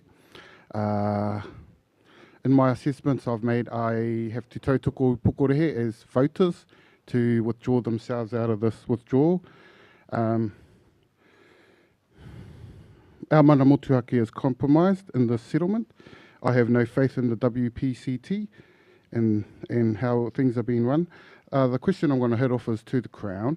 You're starting to do all this fighting and cutting off limbs and tearing and pulling. I think it's up to you to be responsible and answer me this. Jeffrey Palmer repealed the Constitution Act. May you identify yourself and show me your constitution. I have the treaty through my partner, the Queen. Identify yourself, please, without a tie. So I think I actually understand your pātai, so, but it's just slightly off topic, but the right of the Crown to sit at this table and talk about this in terms of the process, I think is a fair question, if you just want to answer that, and then we can... So my role in this process is to provide information about the consequences of the withdrawal. We've also provided funding to both sides to participate in this process. And so that's essentially it. That's where I sit within this process. There is a much wider question you're asking about the right of the Crown to have a constitutional role, and I think we note your concern about that, Matua. We're not going to get into a constitutional debate now just before Kai. You have had your hand up a lot, so I'm just going to, can you just promise me that you keep it quick? Kia ora whānau, Kelly Pohatu, toku ingoa, Ngāti Awa, Ngai Tāmanuhiri, Whakatohea, and I te taho tōku hoa rangatira te upukorehe. Just a quick question. So in support of our whai over here, just with her stating that some of her whānau are not te whakatohea. So what is to become of them if this settlement is to be achieved? So I'm going to ask Maui to answer that, and then Maui also you've lead on with any other statements you wish to make, and then we will hand it over to Tukt for a final statement as well. Okay, kia ora. So there's a pretty interesting situation in relation to Maramohui, because there is this whole separate settlement process which they're involved in as well. Their kind of right to be within Whakatohea, and where they sit is now a part of Whakatohea, is something that's been decided by other people before us. You know, they were the ones that were then included within Tūpokorehe. They were the ones that then included within the Whakatohea Māori Trust Board. They're to be there as part of that going forward. And Kate has been, involved in the process, so they've had representation talking to that on the way through. And I think that that's a, if I'm just sort of trying to do my quick wrap up here now too, is really the important thing is that actually we're all whānau. And the way in which, united by, what's that Whakatohea te kautus, e roi te whakatohea te roi tiniro, Whakatohea united by kinship. And it's those things are the things that we should be strengthening and reminding ourselves of as we go through this, as we go through this process. That's certainly why the pre-settlement trust is talking about, ko tahitanga in the context of this in the context of this sort of activity, and conscious that, you know, we are all wanting to have rangatiratanga, and that sort of emerges both as an iwi level, but as the hapu ourselves, and it's our relationships between us that are important. So, you know, tēnei ka mihi ki te kaupapa I wirohia e au, haunga no, ki rite no ki ngā kupu whakataki ngā kōrero i tēnei rā, patua te hoariri ki te rangi Mārie. So, taku tūmana ko, aha ko I wirohia te kaupapa, ko te aroha me te rangi Mārie ki ngā whānau o tūpokorehe, ki ngā whānau o te Whakatohea whānui, e taupatupatu nei tēnei ahi. Nō reira, koutou katoa, tēnā koutou. Can I ask the petitioners to close, and then we'll hand our rākau back to our haukainga.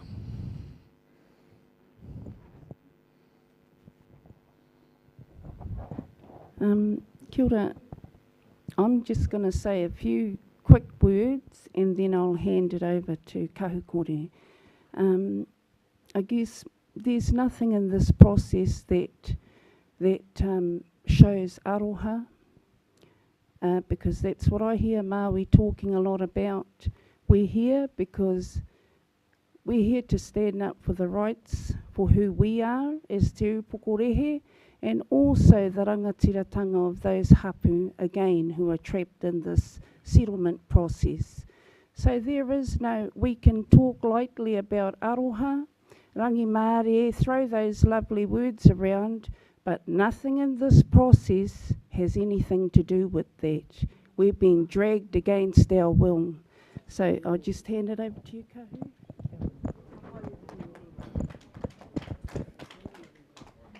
Kia ora whānau. I think it's very clear what Upukorehi's position is.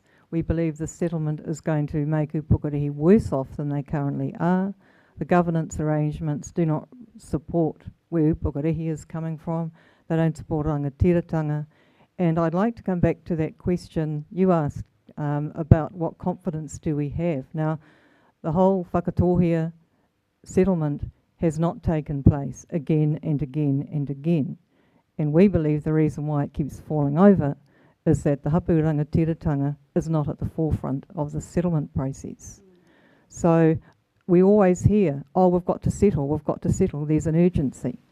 Well, the only way for an enduring settlement is to adopt the process that Upukorehi proposed, which is that Upukorehi seek the mandate for Upukorehi for their claims and their rohi. We don't go and seek the mandate beyond our rohi, we never have.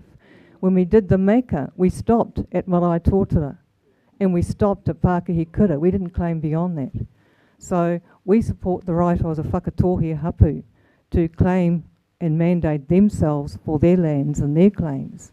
And then we all sit down together as we started to do for the meka. Kia ora. Kia ora. Tēnā tātou. Thank you for your respectful participation. Thank you for allowing me to facilitate, and to our speakers as well for getting through the information. I want to thank our hosts, and in advance, of course, our ringawera for the catering. Also for our sound team, for our sign language interpreter online. Thank you for your mahi. And I invite our haukainga to just close us off. And if, as part of your mahi, you could bless our kai as well, that would be wonderful.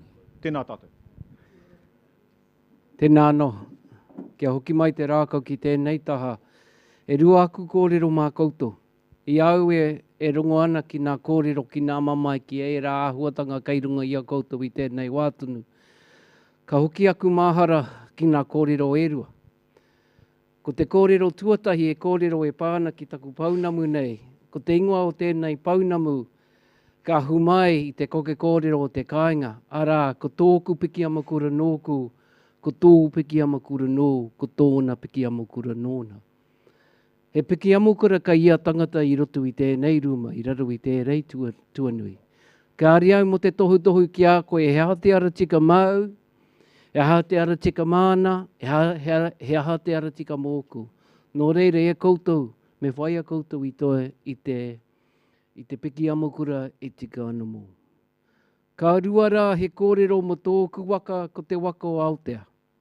Ko tērā waka kei te korokoro o parata e tata hinga ana ko kutupuna e tata mate ai. Tūtū ai taku tūpunara a turi ari ki nui tā kina atu i te karakia e hiki ana i tōna waka. Hiki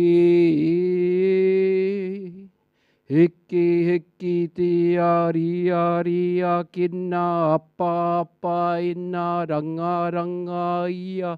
Te tapu ai o taku waka nei rere uru rere.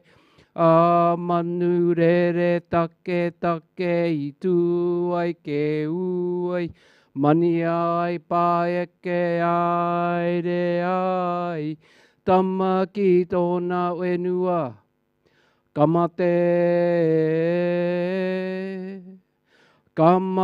tama a te ema ka puta kai tua kai wao. Kai a moko purangi, kei te wai ao, kei te ao marama. E rongo whakairi ake ki runga kia tina, haumi e hui e i taeki. Nō rere koutou mā kua whangaiti o koutou wairoa, ko te ahotanga o tērā karakia kia hikitea. Hikitea te toi mahatanga ki runga i a koutou, ara e tikana he ara tā pokopoko kai mua i a koutou tonu. Ko tā koe ki tēnei kare anō kia ai o te wā, engari hei tōna wā. Kua whangaiti o koutou wairoa e tikana kia whangaiti te o koutou tinana i tēnei wā tonu. Nō reira kia nau mai e nā hua e horana i hara mai nā koe whakatipu ānuku, whakatipu ārangi, tāwhi au kia rehua, kia tama i te amarama, e rongo whakiri ake ki runga kia tina, haumi e hui e, hae ki. Tēnā koutou.